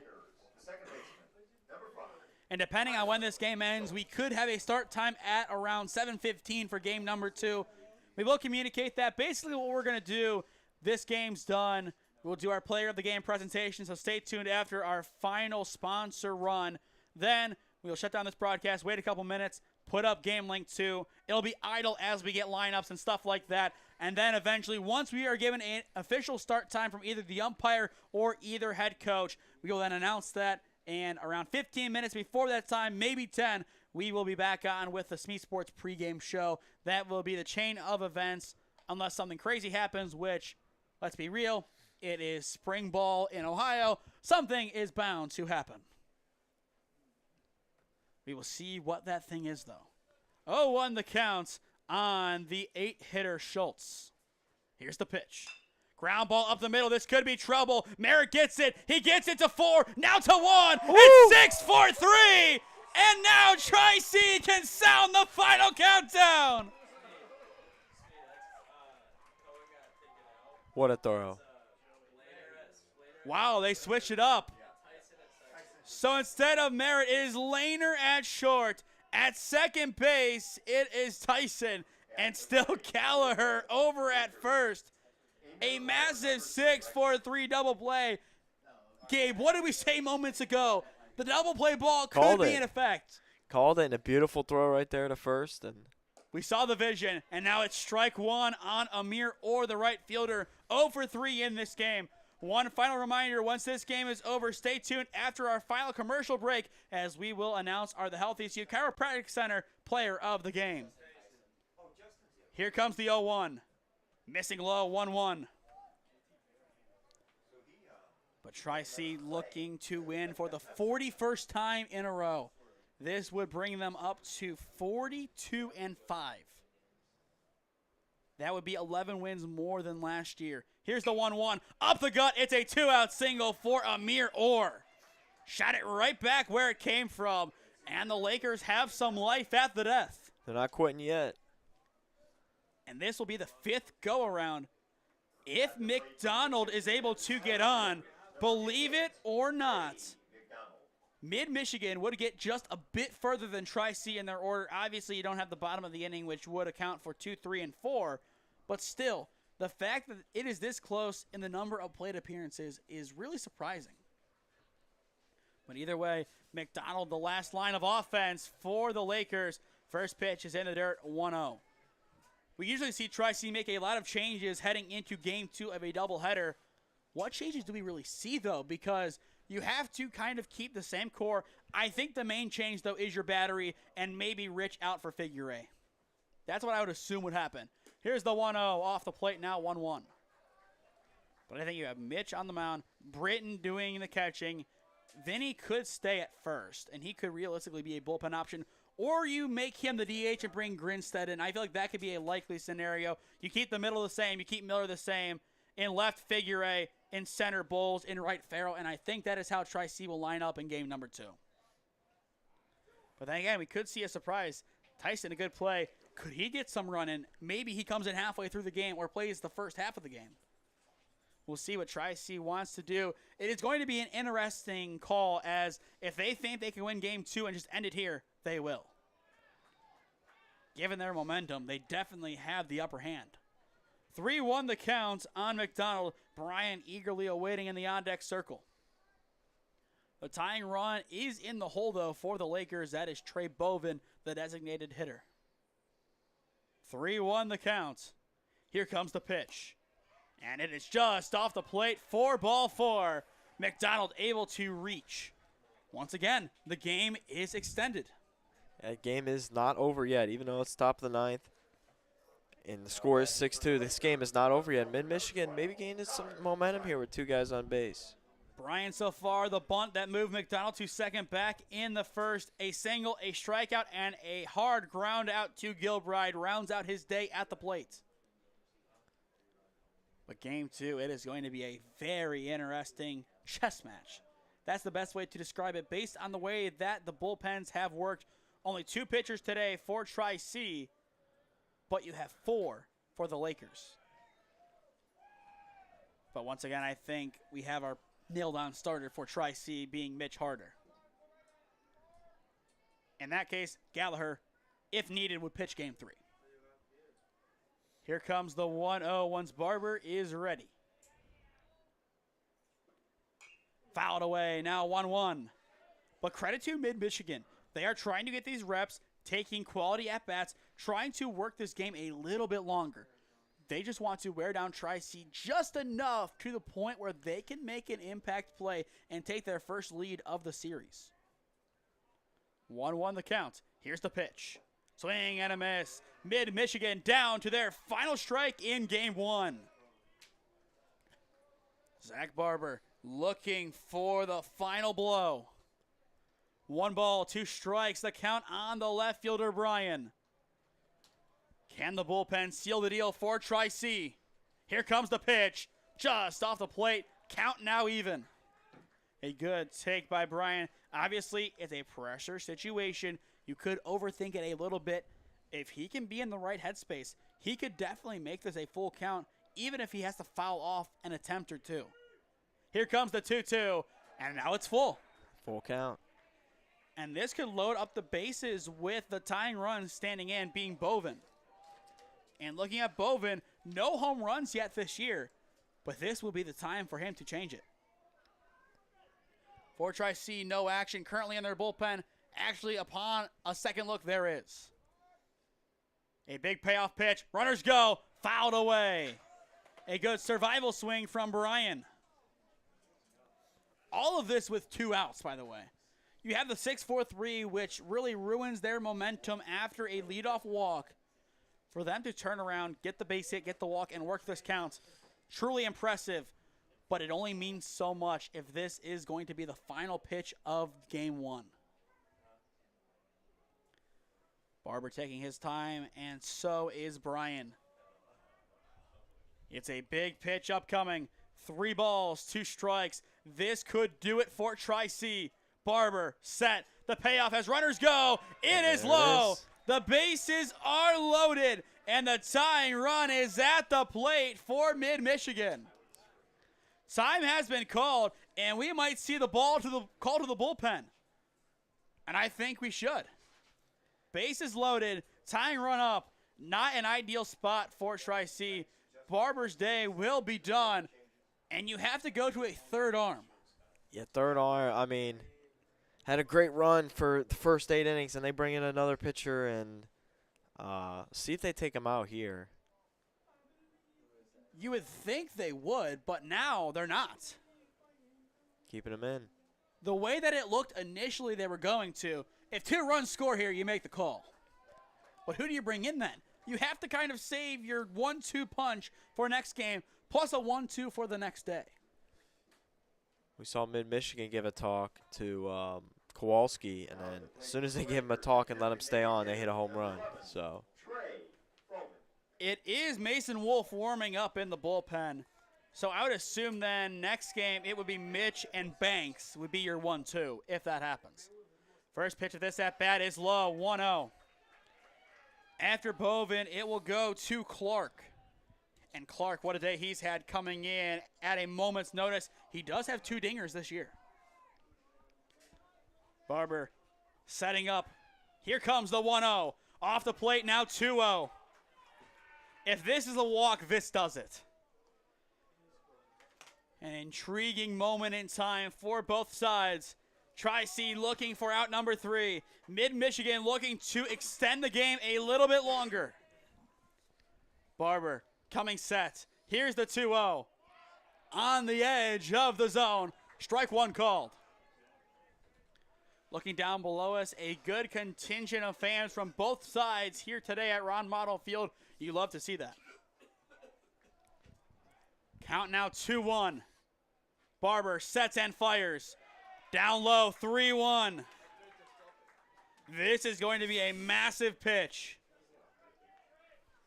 What do you throw if you are Zach Barber? I mean, hopefully try and get a strike here, but don't want to be too careless. He is ready for the 3-1. It is low. Ball 4. And the go-ahead run. The go-ahead run will stand in the box. 3 walks in a row for this inning. And that will do it. I assume it is Mason Wolf coming in to seal the deal. And now I still don't think it is a save. It is now a save. So Mason Wolf, the man with the only save this year for Tric-C, has a chance to get his second. A tough inning for Tric-C's defense. They have a tough task at hand. As I mentioned a few moments ago, Jaden Clark, he has 2 home runs this year, a third, and Mid-Michigan would take the lead in the top of the 9th. We will step aside. Mason Wolf on the mound now for Tric-C. This is D2 Region 12 NJCAA Baseball Playoffs on the SmeeSports YouTube channel. Experiencing pain of any kind? Call a timeout and stop by the Healthiest You Chiropractic Center. There, Dr. Max or Dr. Stephanie will provide a top-tier adjustment. Then you'll unwind in their therapy room. Visit their website at www.thychiro.com or call 440-238-3338 and book an appointment today. The Healthiest You Chiropractic Center, keeping Strongsville pain-free since 2013. Looking to get in shape and join a great community? Look no further than CrossFit Strongsville. We offer classes taught by our amazing staff of coaches. If going solo is more your speed, stop in for our open gym hours. Visit our website at CrossFitStrongsville.com to learn more and view our schedule. Visit our new location at 12608 Alameda Drive in Strongsville. Strongsville CrossFit, you're worth it. You deserve to be healthier and happier. We do have some score updates before we conclude this ball game. Macomb, they are into the next round. 9-0 and 6-3 victories over Henry Ford. The 6 upsets to 3, and there is a collision course for Tric-C. But first, Tric-C has to put themselves in a spot to be in that collision course. Right now, runs 4, 5, and 6 for Mid-Michigan are on the base path, and number 7, the go-ahead run, is in the batter's box, and that is number 23, Jaden Clark. First pitch, beautiful offering from Wolf, an enticing one. 0-1 the count. That could have been the pitch to turn on based on where it fell. Mason Wolf playing with fire early on in this at-bat. Wolf ready to go again, fires the 0-1, now 0-2. Can he get a 3-pitch save? Once again, Mid-Michigan down to their final strike. Jaden Clark trying to change this game at the last possible second. It's 0-2. Wolf coming set. The pitch. Ground ball left side. This should do it. The throw 2-1 is in time. Tric-C hangs on and takes down Mid-Michigan. 6-3 our final. Talk about that. Tric-C backs against the wall, but it's their defense once again coming up clutch. Win number 41 for Tric-C. 41 in a row, is that correct? 42-5 on the year, and what a way to end it. All the pressure in the world, and they hang on. One final commercial break, and then we will announce the Healthiest You Chiropractic Center player of the game. This is D2 Region 12 NJCAA Baseball Playoffs on the SmeeSports YouTube channel. Experiencing pain of any kind? Call a timeout and stop by the Healthiest You Chiropractic Center. There, Dr. Max or Dr. Stephanie will provide a top-tier adjustment. Then you'll unwind in their therapy room. Visit their website at www.thychiro.com or call 440-238-3338 and book an appointment today. The Healthiest You Chiropractic Center, keeping Strongsville pain-free since 2013. Looking to get in shape and join a great community? Look no further than CrossFit Strongsville. We offer classes taught by our amazing staff of coaches. If going solo is more your speed, stop in for our open gym hours. Visit our website at CrossFitStrongsville.com to learn more and view our schedule. Visit our new location at 12608 Alameda Drive in Strongsville. Strongsville CrossFit, you're worth it. You deserve to be healthier and happier. Welcome back to Ron Mottl Field, your final in game number 1. Tric-C 6, Mid-Michigan 3. Your player of the game presented by the Healthiest You Chiropractic Center. We talked about it pregame. If you are the home team, your pitcher sets the tempo, and that's exactly what Keegan Gilbride did today. 5 punch-outs and 8 innings of work, only 2 runs allowed. Gabe, talk about his performance in this massive round 1, game 1 win. Talked about as a home team how you need an ace and how that really sets the tone for your team, and Gilbride really did that for Tric-C. Had an excellent game, made it through almost the entirety of the game, and kept Mid-Michigan in check. Well, one game was fun enough, but we have one more upcoming. The initial scheduled start time of 7 p.m. will most likely be pushed back to 7:15, but we will communicate that once we officially know. To stay up to date on all the games that we are covering, follow SmeeSports on Instagram and SmeeFest 2024 on Twitter. As well, subscribe down below on the SmeeSports YouTube channel. Push notifications, turn them on so you know when we go live or upload a video so you never miss any of our content the moment that it is happening. We have really expanded this year. Year one of full operation. College and high school athletics, your premier place to watch that in both Northeast Ohio, meaning Cleveland, and more in Southern Ohio, but still Northeast Ohio in Stark County, mainly the Alliance area as well. Thank you to our broadcast sponsors, the Health U2 Chiropractic Center and CrossFit Strongsville. If you want to join them and become a broadcast sponsor, whether it be for Tric-C baseball, any Tric-C game, Alliance, you name it, Cleveland, a lot of different places you can sponsor. Contact me at one of those places on your screen. We will leave that up as we flip broadcasts. So make sure you contact me. This is the time to join us. We have had a lot of growth in the last couple of months, from 800 subscribers all the way up to almost 3,300. We want to hit 3,500 by the end of this year. You fans have been tremendous all year long, and we know that will continue as we enter our summer coverage in a few weeks with the 965 Midwest Tournament Challenge, the WRCL, the Diamond League, and OPL baseball. But that will do it for game one. Gabe, at a moment's notice, thank you for jumping in to call the game. You're supposed to just be pregame, but you got a little bit more than you bargained for. Now we'll have Camry join us for game number 2, but we'll still not be done with you quite yet. We'll have you for the pregame show, give some more great insight, and hopefully for you, you can kind of project some Paul Skeens victories into the future. Let's hope so. But that will do it. Once again, Tri-C 6, Mid-Michigan 3, your final. He's been Gabe Koza. I am Nathan Smee saying so long for now from Ron Mottl Field, and we will be back on the air in around 30 minutes for game number 2.